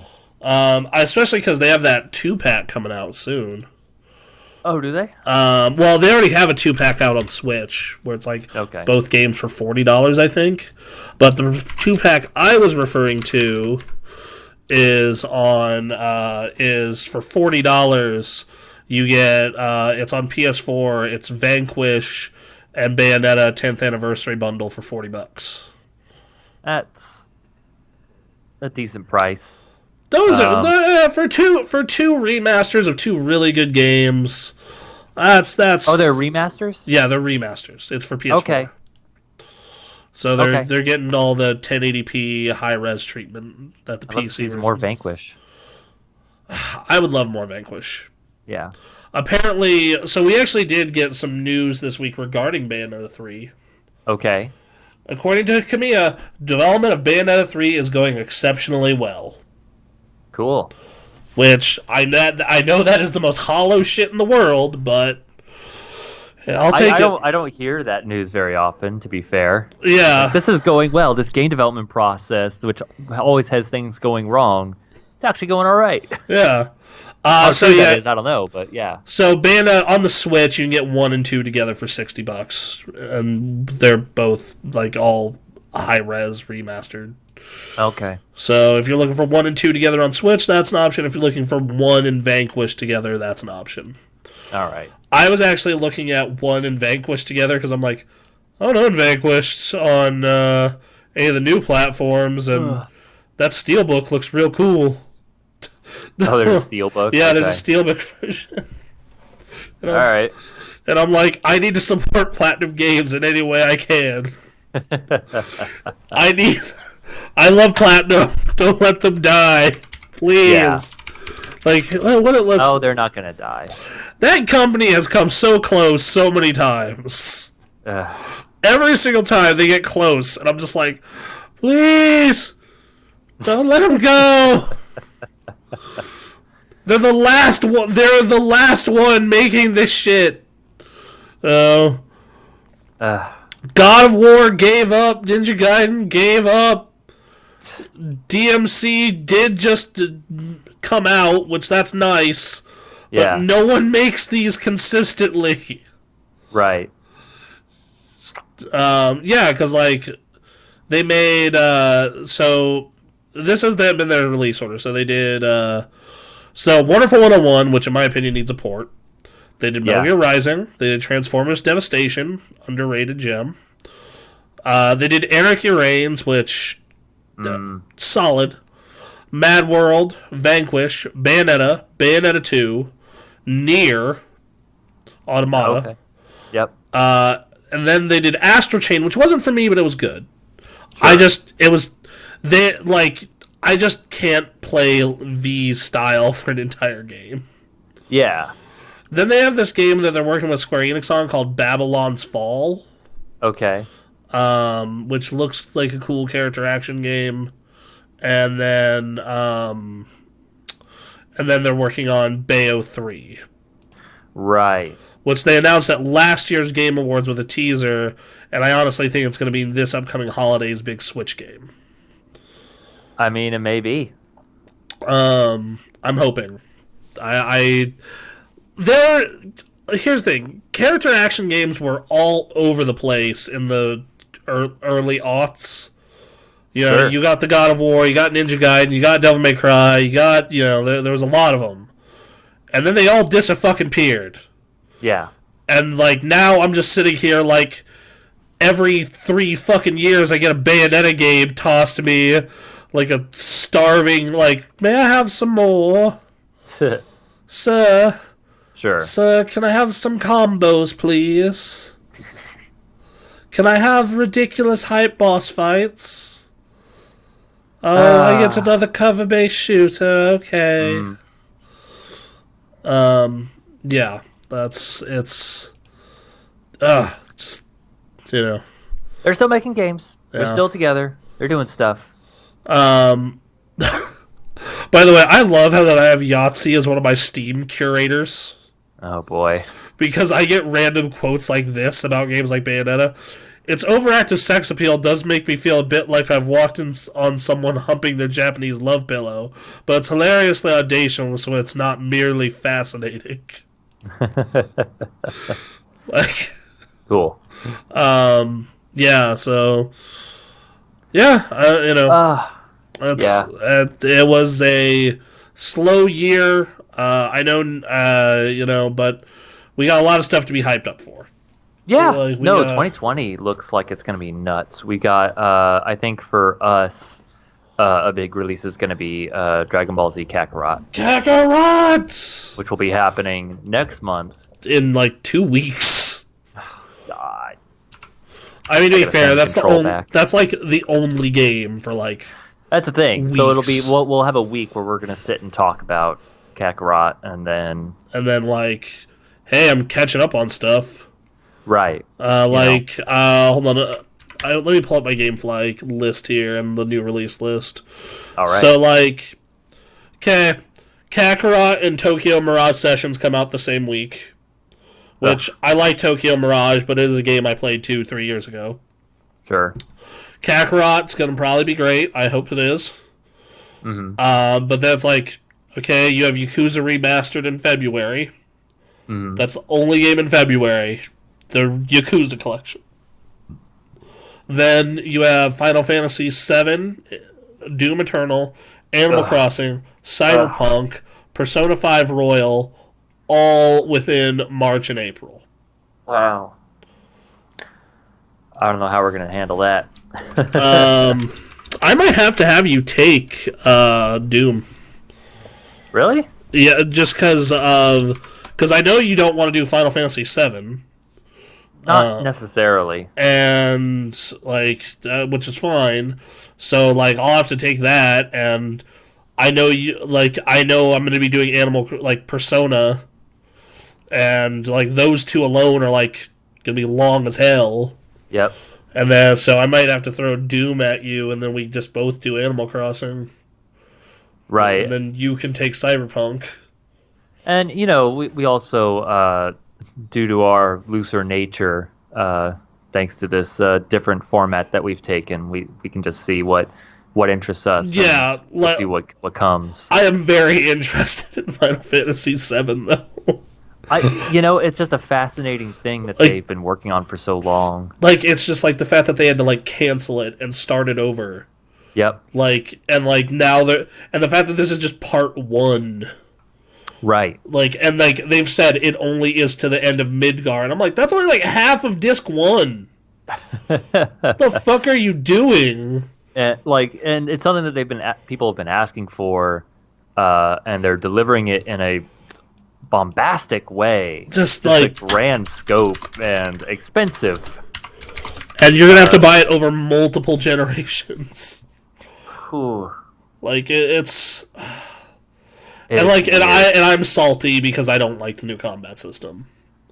Right. Apparently, there's going to be an option to go back to something close to the old one, though. So, if you're a purist like me, Yeah. I wonder how they're gonna handle that. I've had this conversation with Quinn before, where like I figured out why I'm okay with turn-based and Japanese combat systems and not Western RPG combat systems, Okay.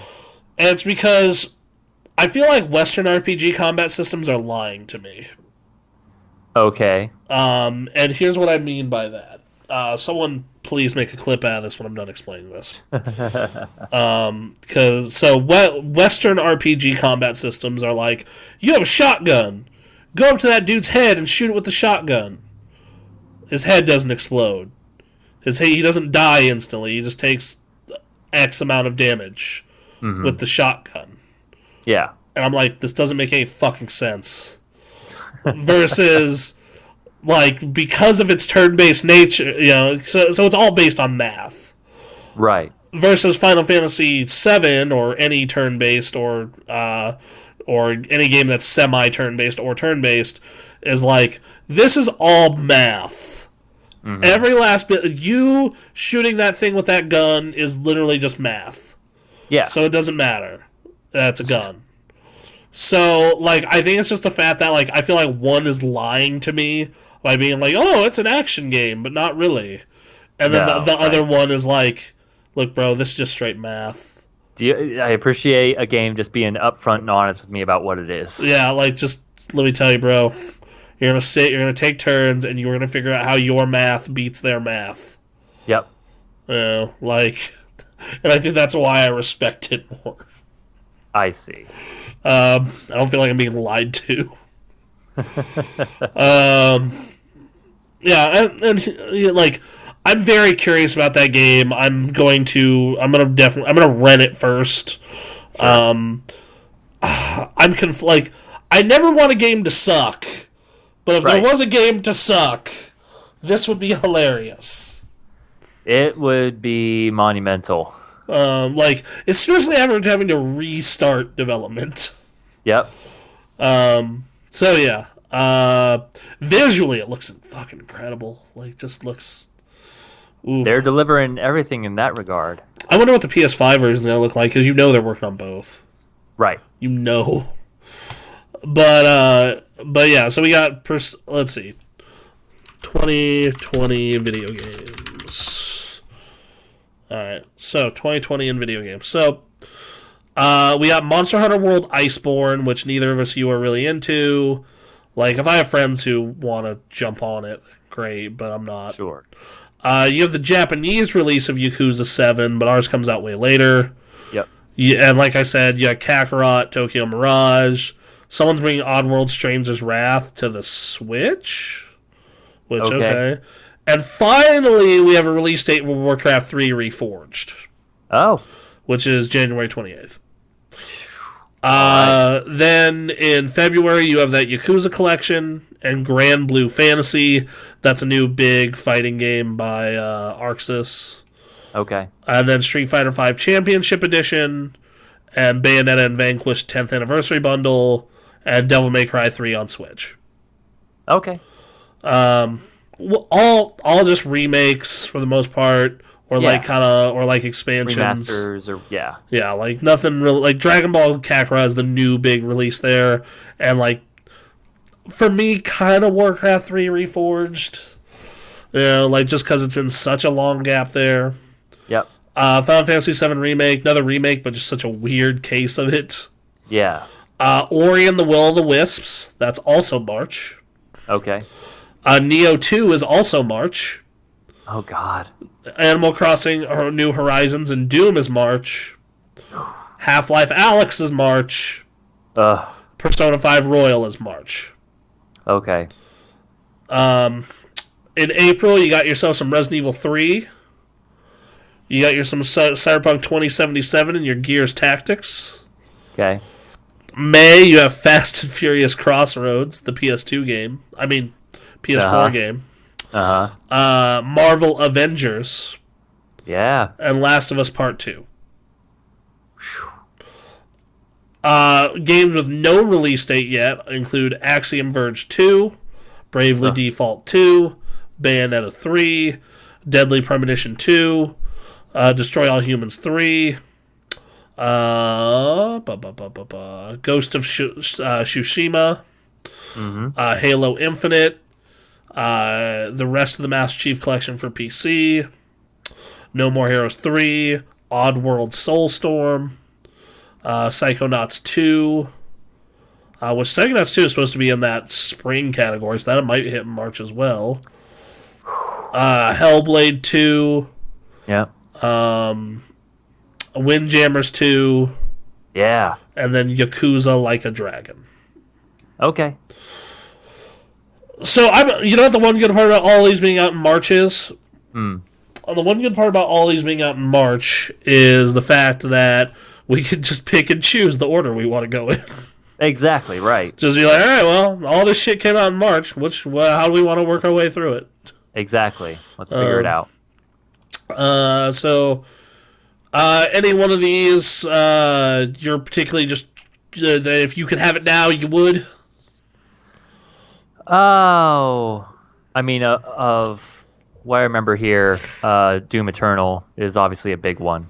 That's one I want to get on pretty quickly. And then Cyberpunk, obviously. Like, those are the two that are jumping out at me. Doom Eternal for me. Last of Us Part 2 for me. And Persona 5 Royal. Yep. So for the chat, how you guys doing? I know we've been yakking on for a while. We've been talking, but... Yeah, but, you guys didn't want to interrupt, which I guess you're just being polite. Absolutely, they are. But, feel free to. Yep. What is your game of the year or movie of the year? Your choice. What's your movie of the year, Bronson? My movie of the year? Yes. There's two that come to mind. One is The Irishman on Netflix. Okay. Dude, it's so good. And then the other one is Dragon Ball Super Broly. Okay. Even though that boy has been my nightmare in fighters recently. Sure. Just, I hope you like the corner, because that's where you're going. But some of his, like, the thing is, though, is the one bad thing about it, if he whiffs super hard. And it's just like, all right, now you're going to the corner. Right. Anyway, yeah, so that's what stands out in my mind. Do you have anything like? I only have one game pre-order. No, wait, correction. I have two games pre-ordered, and they're both collector's editions too. Oh wow. One is The Last of Us Part 2. I didn't get the Ellie edition, the super giant mega edition, Okay. but I did get the one step down one with the statue. All right. And then the other one's the Persona 5 Royal Collector's Edition. Okay. So, Cool. yeah, no, it's. I'm excited for next year. I'm excited for next year for multiple reasons. One of those reasons is new consoles. The other is the thought of new consoles, but also building a new computer. Yeah. Let me tell you, with a couple Christmas presents, and just looking at future releases and all that, I have been starting to think about investing in a VR system. Yeah, yeah. With Alex coming, I'm thinking about it. I'm not committed to investing in a VR headset yet, but Sure. oh shit, we got a follower. Yay! Thank you very Chris much. Brad 79. You fucking dope ass gentleman. Thank you for appreciate following that. us. Um, You're Mondo cool, like Vegeta says. So, yeah, no, I'm very much in the Last of Us 2 hype train, but like the thing I'm more concerned about is like upgrading my PC. Like before I invest in a VR headset, it's building a new PC that's ready for all this 4K HDR nonsense. I'm thinking about it. And It's a lot of money, but man. and then the new consoles, specifically a PS5. Sure. Because as much as I love my Xbox One X, most of what I play on it is 360 games and Xbox, original games, and then all the other stuff that I want to play when it comes to PC. So it's kind of one of those things where I'm very much inclined to go elsewhere. Yeah. So. It's going to be a weird year, Yeah, for sure. No, for sure. but I'm excited. This will be fun. Yeah, no. I'm very geeked. I'm not geeked at the because it's way less expensive than I thought it was be. But I also did like the cost analysis for setting up the full stream studio in here, Yeah. and I'm like, oh, that's like total. It ended up being like $500, which like that's not a lot of money, but it's also not like cheap by any means. Right. Like when you tell me $500, I like it. Like if you tell me it's like $200 or less, I'm like, great, let's do it. Yeah. If you tell me 500, I just like sigh and go, oh, fuck, that's a lot of money. It's a lot. It's doable when it's on its own, but like Yeah, like it's doable, but it's just like annoying. when And you're then looking at a new generation and you're looking at developing technology and you're looking at a new PC as well as consoles coming out, it's like wow. yeah, like you're looking at, and plus like we're building studios here, so it's like, And then we're working on this stuff. Yeah. so it's like realistically, all right. So let's say a PS5 is $500, and then a new PC. Assuming I just sell this guy, I can probably get $1,000 for Nefarian still. Okay. Well, he has a 1080, a 6700K. It's like he has a lot of high end materials. That it's just that I'm looking to go even further beyond. Right. So is the problem. Yep. So like you're probably looking at, let's say I get 800 for him. Let's say the guy really talks me down. I have a bad day. Then I'm looking at like $1,200 computer. Okay. Plus, $500, so we're up to $1,700, Yep. and that doesn't include the expenses for like games or anything, and it's just Nope. it adds up, bro. And then we gotta get our studio stuff set up a little more. Mm-hmm. So And then like I added that up, and I'm just like, because I'm insistent on a set and not a green screen because I'm an asshole. most people go set instead of green screen? I've noticed it's 50-50. Okay. I've had that debate, like my roommate and I had that debate forever, and I'm like, because the way my room, like, if it was just me shooting it and like from this angle, I'd be like, yeah, green screen, fine. Like, it's annoying, but whatever. But because we have to do it the other way, Right. I'm like, I am not draping a fucking drape around my entire bed. Or sleeping area, so no, it's... Setting up the green screen each and every time has been annoying, but a set is not necessarily in the cards for me. Conducive to where, yeah, like for me, I have all that. I have all that art that is literally just sitting there.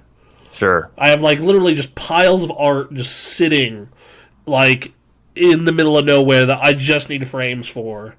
And then I have all this merch and whatnot that like, okay, I get a shelf, move the hamper, and then swap out the bed for a futon and put some lights in this bitch, and we're good to go. Right. Yeah. And then we can shoot from an angle as well. Yeah. Yeah. So yeah, like there's a lot of stuff we want to do, and that's part of the reason why we're very happy to be affiliates now. Where if you guys want to help us with that, great. It's not required at all. The number one thing that we want is you to tune in and watch and chat. I want to emphasize that more than anything. It's fun to talk with people while we play games and talk about games. That's the best part of this, I found, in the months we've been streaming so far. Right. Like I like when I had that fight night last week, it was the bomb diggity. Like it was like we were all talking about fighting games and different strats, and like I went into Peaceful stream 2 days prior to my stream, and I was coaching him up, and I was just like, "Yo, Peaceful, did you ever start using your supers to kill?" So on and so forth. Because like I was watching, I'm just like, "Bro, use your meter. You are finishing these matches with like 6 bars. Like just drop supers." Sure. I swear to God, you build it back. But yeah, so this year's going to be something else in multiple ways. But video games. I'm excited. We're doing a lot of stream homework. Yep. Literal stream homework. Yep. In some cases. So we're trying to provide you guys the best possible experience. Right. And it's been a learning process. Yeah, like we're still trying to find the right niche, because we see the number of people that watch, and we realize that it's we're a very tight community at this point, which is good because love the tightness, but it's also one of those things where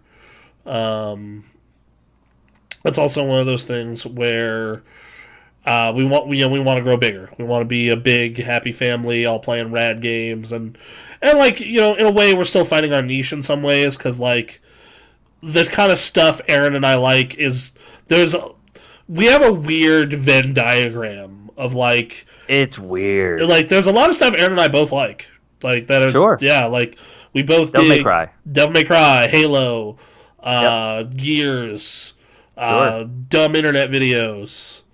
But like then there's but that's kind of everyone, but yeah, like football, like there's but then there's like a crossover section of like I used to be a competitive gamer, and I also did sports, and that leads to me playing a lot of games that are very much head to head, very much like get up in your face, very strategic. You got MOBAs and fighting games, that are very like. That like tax your brain, in all honesty, which is a big reason why, like, if you've noticed, I stream primarily on Fridays and Saturdays because I like my brain is fresh. Sure.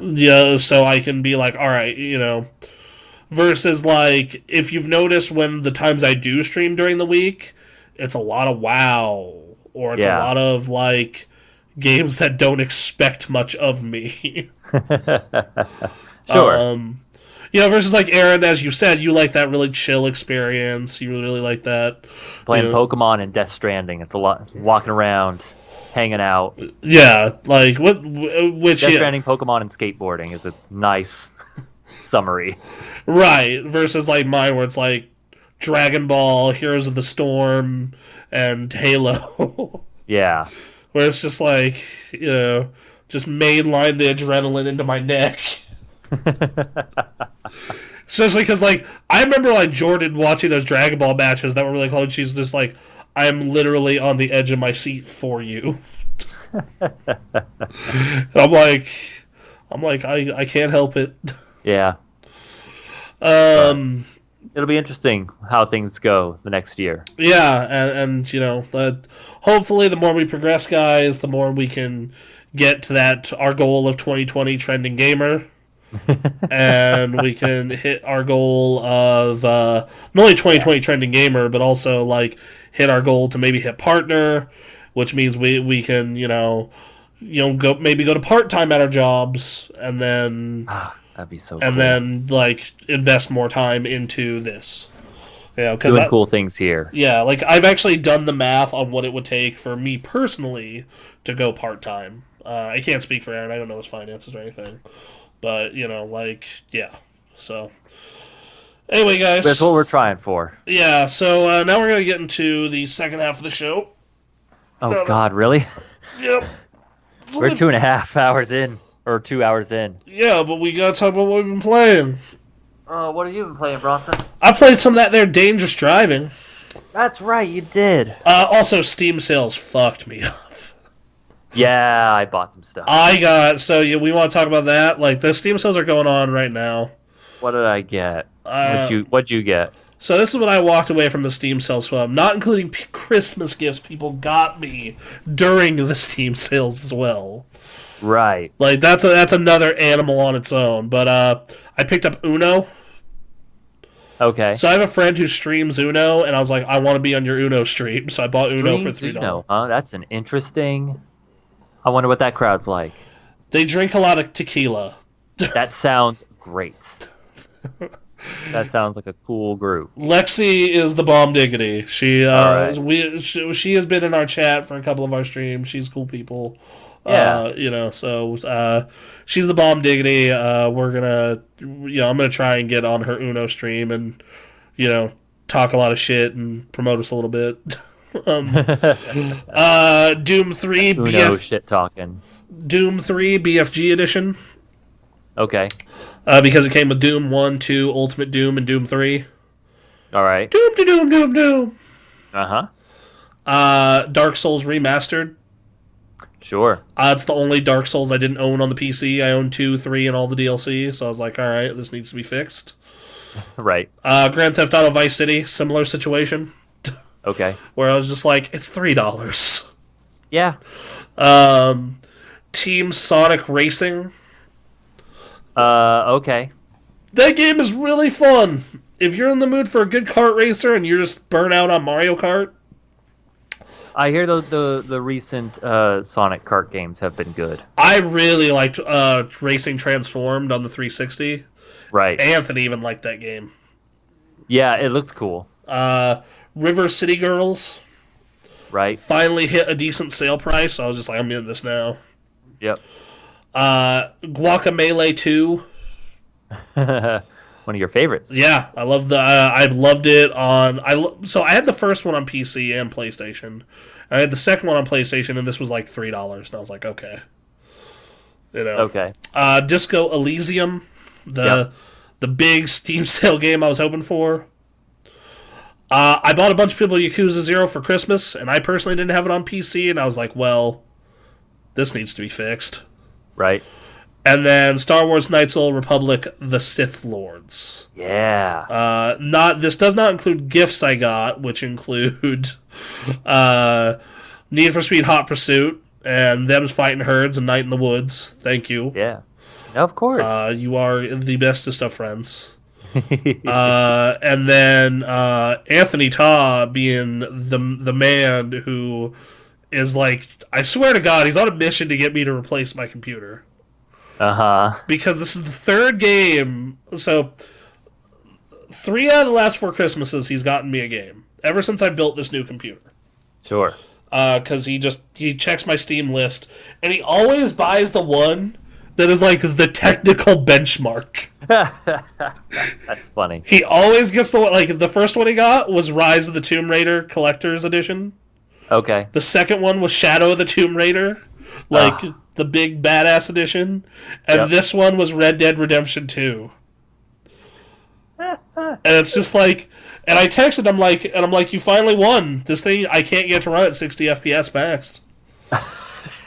And he's just like, That's pretty funny.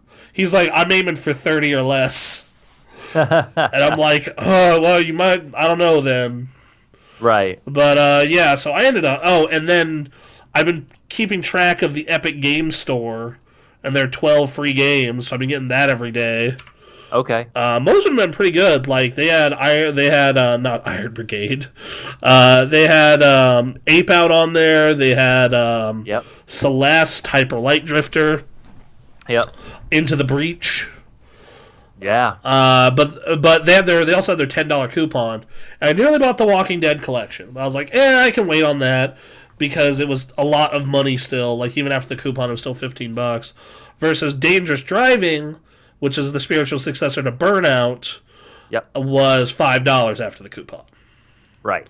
So I think amongst all those games I've picked up, I think I spent a total of under $100. Yeah. This was the first Steam sale in a while that was just like, we're gonna take your wallet to the corner and it's gonna be shh. Jesus. Just quiet, wallet. Shh. It'll be okay. Yeah. It was a lot this year. This one was a big one. Yeah, for sure. But yeah, so what about you? You played Dangerous Driving. I did play. I was about to say, what did you get hit more on the Steam sale? But if you want me to go through that, I can. I got Farming Simulator 19. Of course you did. Because I'm interested in that. A friend is playing, and he's like, I need someone to play this with. And I was looking. I was like, this seems chill. I don't know. This seems all right. So I've got that. I've yet to play it. I'm gonna give it a shot. I got a game called Everything recently. I don't know if that was during a Steam sale or not. And then I received Devil May Cry 5. Thank you for that. Merry Christmas. That was a good pick. And then I got only 2 other games. Okay. I bought people other games, obviously, but I got my brother Dylan a bunch of like a few Sonic games. I very much went out of my way to spread holiday cheer as well. I don't want to go down that list. Sure, yeah. That's a long list. I bought another friend. What did I buy him? I bought him 2 games, I think. I can't remember right now. But then the last 2 games that I got were Dark Souls 2. Okay. Because I want to figure out the Dark Souls genre, and I just can't. You should have started at 3, in my opinion. Should I have? I think that's probably the easiest one out of the main 3. Okay. In my opinion, Bloodborne's the easiest overall because you can kind of go brain dead with it. See, I have Bloodborne, and I couldn't do it. I can't get past. I have not beaten a boss because I can't get there. Cannot figure that game out. The thing about Bloodborne is, like, as long as you can, like, just figure out the dodge pattern of every enemy, it instantly becomes an easier game. Well, so yeah, I'll get right on that. Yeah. And then the last game I got, because it was like $5, I had done quite a bit of it on the PlayStation, but it was time. I think this would be a great game to stream. I got Burnout Paradise on the PC. Ooh, that's a good one. I'm ready to go back into that game again. I have, 360, PS3, PC the first time, remastered again. I have bought that game 5 times. Okay. Yep. So, I feel it. So, I'm excited to get into that. But that's what I've been up to. By the way, I love this recent Steam update where you can, like, see the covers for your entire Steam library. Yeah. Like, I adore this. Like, I went and I scrolled through and I'm like, man, my PC library is weird. It's a unfortunate visual reminder that there are games that I just happen to get that I'm never going to play. Also, Or just games you didn't just spend enough time in. Like, I have Sleeping Dogs Definitive Edition, and I feel guilty every time I see it.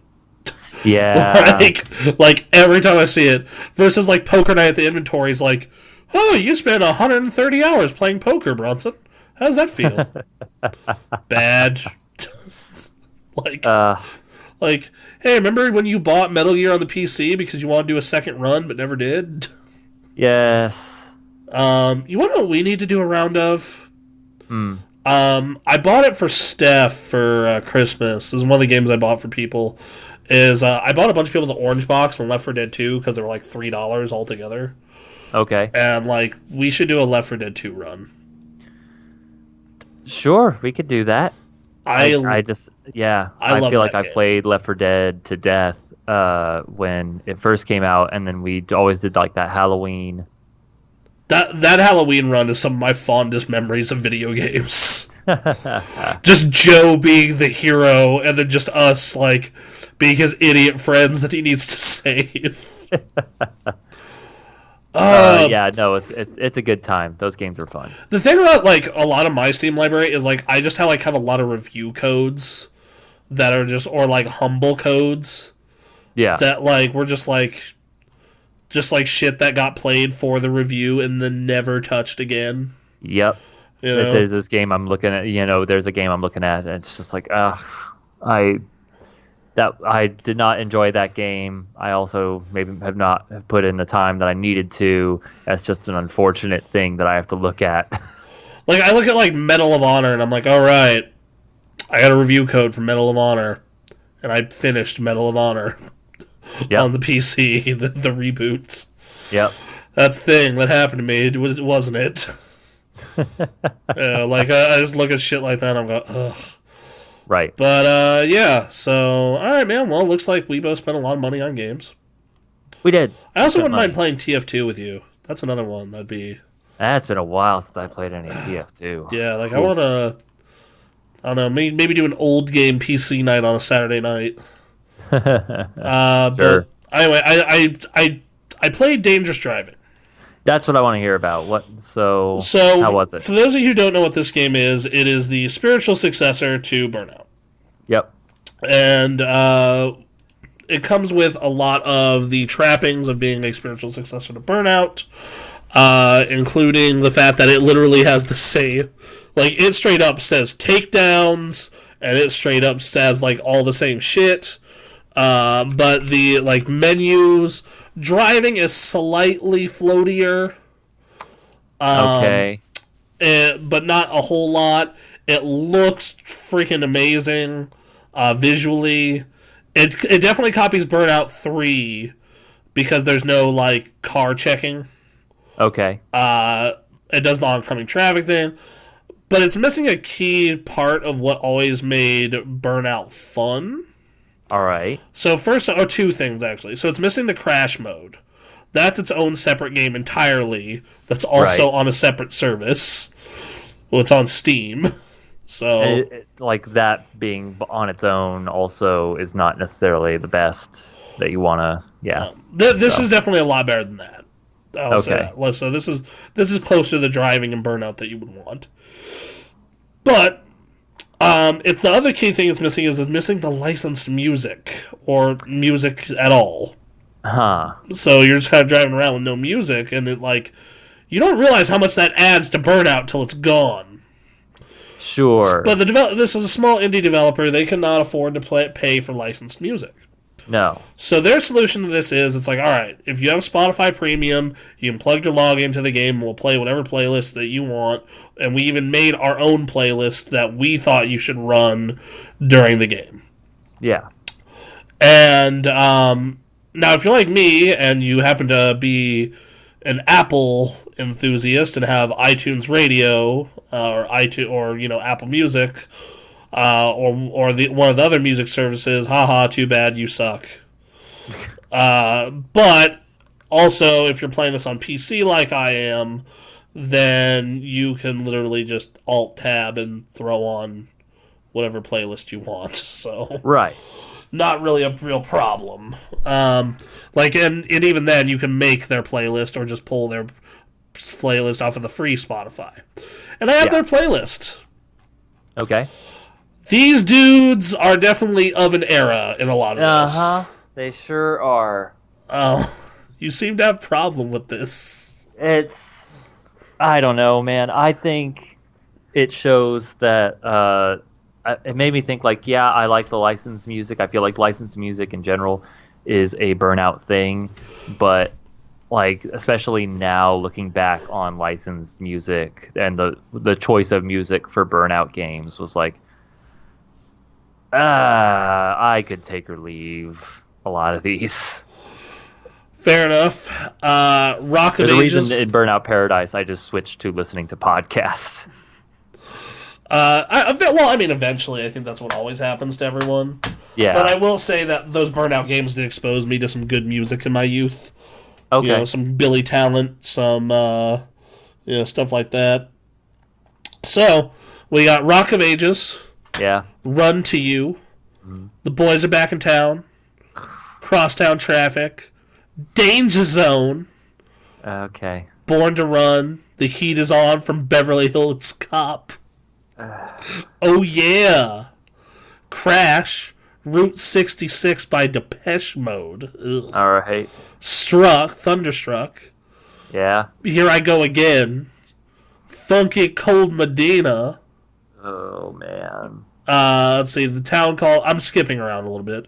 Yeah. Let's see, We Care a Lot. Mirrors in the Bathroom. American Girl. God Gave Me Everything. Voodoo Lady. Living on Video. Psycho Killer. Cult of Personality. Cult of Personality is a good song. That is a good song. Funky Guitar. Baba O'Reilly. Paranoid. Sure. Yep. The 2016 Black Sabbath remaster. Oh. The Immigrant Song. Barracuda. Okay. Call Me. Whip It. So what this is telling me is like, first off, if these are a lot of the same guys who made those original Burnout games, sorry, stretching everybody. What this is telling me is if these are the guys that made the original Burnout games, I have a feeling they did not have a lot of say in those old soundtracks. Outside of... I think they were trying to play the music that appealed to the kids that were going to be buying this game. Like, you would definitely tell there were some picks of the era. Yeah. But otherwise, no. Like, that's where I remember Avenged Sevenfold having, a song in a Burnout game, and I was like, all right, yes. Yes, I very much... Though to this day, you can play Paradise City, and I just instantly think of Burnout Paradise. Oh, yeah, no, because no matter what the soundtrack was, it always started with Paradise City. Yeah, no matter what you were doing. Yep. And it's a good song for that. And it's a great, that is a song that you can play over and over and over and over again and not be bored. And then it switches over to Avril Lavigne as soon as that's over. And it's like, hey, you, I don't like your girl. Yeah. It's like, oh, right, yes, these games. Yep. So it's funny because, now it's their own thing, and they don't have to answer to anyone except for hardcore Burnout fans, and so they're just playing the music that they like, and the music they like that fits the Burnout theme in their mind is classic rock. Classic rock and only classic rock. A little bit of punk. Yeah. A little bit of which, I mean, to be fair, Burnout is the kind of game my dad would have loved. Sure. And he would have only listened to classic rock, so maybe they're right. I mean, yeah, at some level, I don't know what you do. It made me wonder, what you do with Burnout Beyond, bringing the classic gameplay experience back. Are you going for the straight nostalgia hit? Because, looking at the way, the signs and, the fire meter is exactly the same as it was in previous Burnout games. All of this is exact recreation of the old Burnout experience, so maybe that's it. Yeah. There's no incentive to try and play newer music. Yeah. So, maybe. And there also might be an argument to be made that, the newer music doesn't necessarily lend I, itself to Burnout style. I think that there were a couple of songs that I can think, but were mainly from punk artists that Okay. that fit into that. Like I remember the Billy Talent fit just fine. Let me pull up because I have the Burnout Paradise soundtrack on my phone. Of course. Um, yeah, I think Jane's Addiction was fine for them. Yep. I thought Faith No More worked all right. Again, Uh, unfortunately, this all files under the new classic rock genre definition. I thought Agent Blue worked for well. Okay. Jimmy Eat World. Yep. I thought Paramore worked okay. Paramore again, yeah, of that time when Burnout was coming out. Yeah, I think there's a lot you can do with it. There's more that they could do. I think they played it kind of safe in this regard, and especially took advantage of the fact that by using Spotify to be their music, they could just pick whatever they wanted, so they can play Immigrant Song and they don't have to pay a cent to anyone. Yeah, which I mean, yeah, like that in a way is kind of shitty, but They don't have money. yeah, like I mean, when you like the reason that I bought this game is because I want to show the world that I want a new fucking Burnout, and if this is what it takes, this is what it takes. Yeah. So Like I'm looking at this right now, and I want to play it really, really bad. Like what you were saying was it seemed floatier than it should, yeah, which bums me out. But looking at this, I'm like, all right, let's go. yeah, yeah, absolutely. Other than that, Yeah. I put time into Disco Elysium a little bit. Okay. I continued down that train. We talked about that a lot during the Game of the Year awards, though. Yes, we did. Trying to think if there's anything else I play. Oh, Pokemon. Yeah, I You played some Pokemon. Yeah, I got. I I had an extra day off this week beyond Christmas because I had chills and a bad migraine, Ugh. and I was just like, and I kind of slept it off. And around 1 in the afternoon, I was feeling better, so I woke up and I was like, I'll play a game now.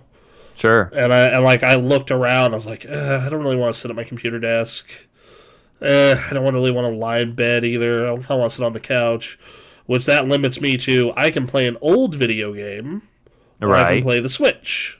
Yep. I'm like, well, I don't want to play Luigi's Mansion on this tiny ass screen because it is very much a game that, in my opinion, warrants a big screen. Okay. So I was like, Pokemon, sure, Yep. let's do it. And I ended up playing Pokemon. I got past the second gym. I got a Pikachu and an Eevee. Nice. I got me, my rabbit is already stupid over leveled. As you want. Yeah. Yeah. So I found a Snorlax, but I was too low level to catch it, Which is Which is an interesting bullshit. change. which is bullshit because guess what? I got that thing down to red health and paralyzed. Let me catch my over-leveled Snorlax that will disobey me. God damn it.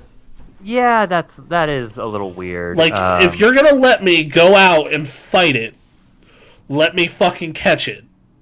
Right, like no matter what. Like the Yeah. Pokeball does not know what your level is as a trainer or know what badges you have unless they do and they just don't tell anyone. Yeah, like It's a weird way of policing my Pokemon experience, but and then because it's not gonna listen to me anyway, so I'm not gonna use it.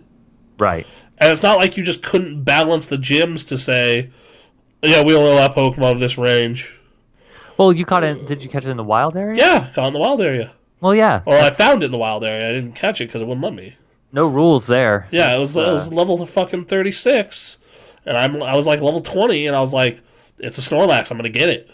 Yeah. And I paralyzed that motherfucker, and I kept it locked so it couldn't move with bite, so it kept flinching. Okay. And I got it down to like red health, and then it's like, yeah, you can't use a Pokeball. It's on guard.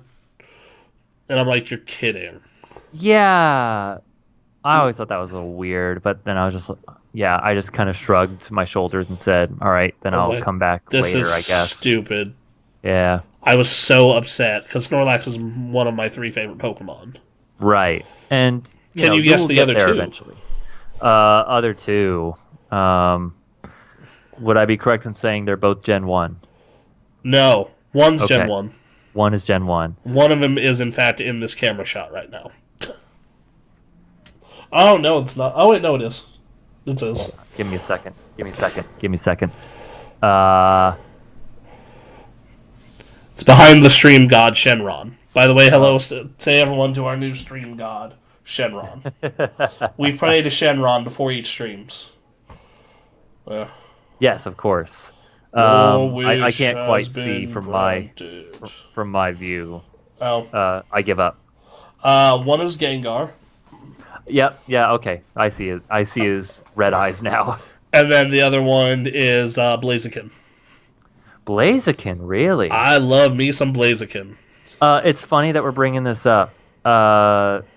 Keep talking about Pokemon. Uh, yeah, so yeah, I got my free Pikachu by playing Pokemon Let's Go Pikachu. Okay. I found out it couldn't evolve into a Raichu, and that annoyed me. And I Yeah. was just like, so I have to go catch a Pikachu. But because I'm playing Shield, it has a 1% spawn rate.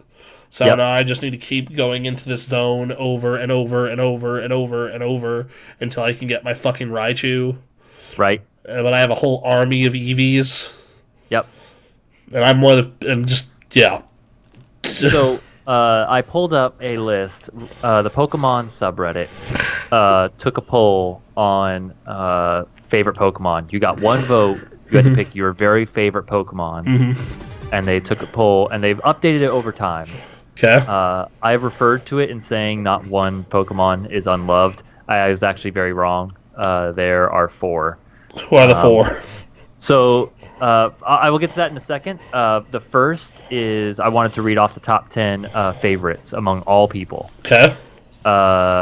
Number 10, I just want to say number 11's my favorite, Absol. It All right. came in at 11. So 10, Dragonite. Okay. That makes sense. Number 9, Eevee. Stupidly makes sense. Yes. Right. Number 8, Gardevoir. Doesn't surprise me. A lot of people make weird sex stuff with that one. Yeah. Number 7, Lucario. Also doesn't surprise me. Once again, That's weird not gonna sex surprise stuff you. with that one. Sex. Oh yeah, there is. I was also thinking just that's a popular, Blaziken-esque Yeah. kind of Greninja-esque kind of character. Number 6, Umbreon. Okay. That is 2 my Eevees. favorite That is my favorite evolution. It's a good one. Number 5, Blaziken. Okay. All right. Number 4, Bulbasaur. What the fuck is wrong with Number people? 4. What the fuck is wrong with people? Okay. Bulbasaur is cool, Get the fuck out of here. but top 4 is interesting. Fucking what? Okay. Number 3, Arcanine. Yeah, okay. That makes sense. I have one on my current team. Big fluffy dog. Yeah. great. Big fluffy fire dog. I love puppies. Yep. Number 2, Gengar. Yeah, okay. That makes Gengar's sense. fantastic. Yeah. Number 1, you can pick it. Pikachu. Number 1, nope. Pikachu's not even close. Okay. Mewtwo. No. Sylveon. Come on, man. It's Gen 1. Charizard. There you go. Of course, it's fucking Charizard. Of course it's Charizard. Fucking giant lizard. Giant lizard thing giant that was like wing- the most coveted trading card for I had one. years. I had one. Yeah. Giant fucking winged salamander. So I'm gonna go down to the bottom here. There are 4 unloved Pokemon. Okay, who are they? I'm gonna go back in order because I want the one that was released the earliest to be the end because they've been unloved for the longest. Okay. So Gen 7 in Alola was a Pokemon called Yungoos. And it was really sad because Yungoos is called the loitering Pokemon. It is a little mongoose that is basically like implied he like does crime. He's a troublemaker. Okay. And he looks and his evolution, who does have some favorites, is I forget what its description is, but he's basically implied that it's like the gang leader. He's like watching the corner, and he looks like it too. His name is Gumshoes, and he's the stakeout Pokemon. Like these are some troublemaking ass Pokemon, and it's a shame. They're good. Okay. They're good designs and all of that. All right. So, oh hey, we had a comment from. Oh yeah, from the stream that we rated. Yeah. Hey, Matt. How you doing, man? That was fun. We're talking about Pokemans now. Yeah, just real quick. I'm gonna run through the rest of these. Next one's from Gen 5. It's electric. It is a middle evolution where it's just it's an electric eel. Oh wait, which one is this? Electric. Okay, what gen is it? Gen 5. Gen 5. Okay, that's why I don't know it. That was the garbage gen. I enjoyed that generation, but it was also like there was a literal plastic black bag of garbage. There's a literal garbage Pokemon. You want to talk about how Pokemon is about showing off different regions to people? That was the first time they went to America. They went to New York City and said, "You know what's in New York? Garbage. Here you go." You know what Americans are?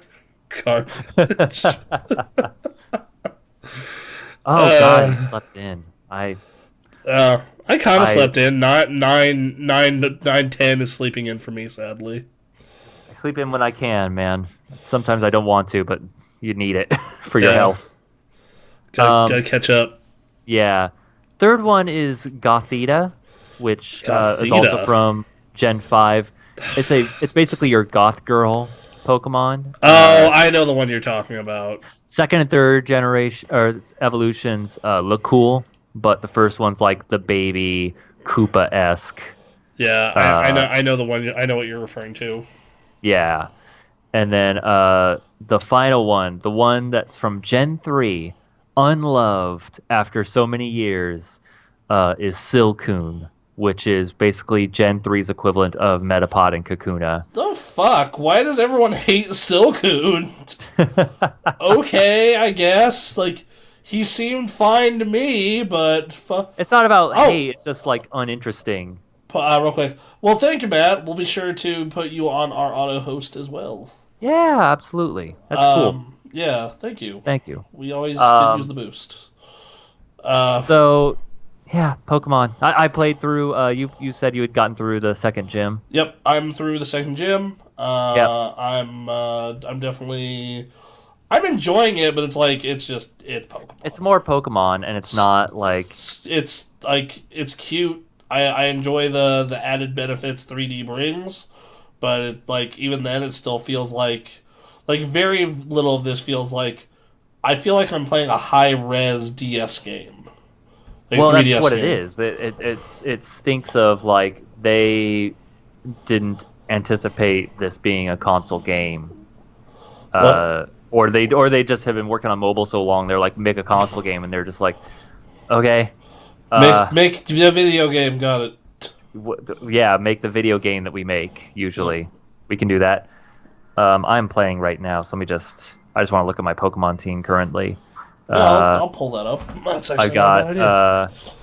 I just caught a Vileplume, which was key to my Fire Red playthrough because I could poison them and then put them to sleep and then life drain them. Cool. It's cruel, but man, that's a good like that and Venusaur those were the two Pokemon I would use to carry out that strategy. I caught an Arcanine who's been helpful in certain cases, but not huge. I got a Boltund, which is a new generation Pokemon. It basically looks like a dog. Okay. An adorable dog. I have an Inteleon, which is the full evolution of the water evolution, and it's just this Pokemon standing on its hind legs, looking like a natural tuxedo, and then he points a finger to shoot water. So that's pretty cool. That is pretty cool. I got Hitmonchan because I like Hitmonchan. When do you get a Hitmonchan? Are you playing Sword or Shield? I'm playing Shield, Okay, and same. I caught Hitmonchan in the wild area. Alright, so let me see. And then I just before the end of the stream on this channel earlier, I caught a Gyarados that was just in the water. It's like, oh, Nice. I need to catch this. A plus.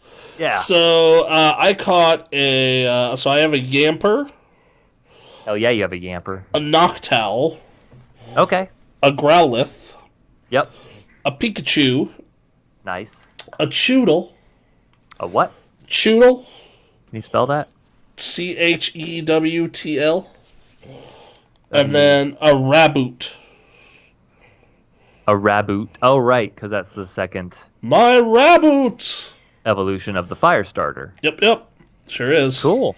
All right. So yeah, no, I do wish at points like the story would just be like, okay, shut up, let me go play Pokemon already.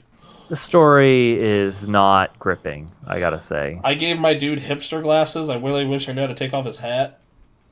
Sure. Well, you have to go into the shop for all the clothes. Where's this? Where? You see it in the cities. You see it early on. All right, I'll have to go find it because You'll have to go look. I bought him new clothes, but like, it never specified how to take off his hat. well, yeah, you have to go into the store. You can't do it out in the wild, which is kind of weird. Why can't I take off a hat out in the middle of nowhere? They don't want you stripping down, man.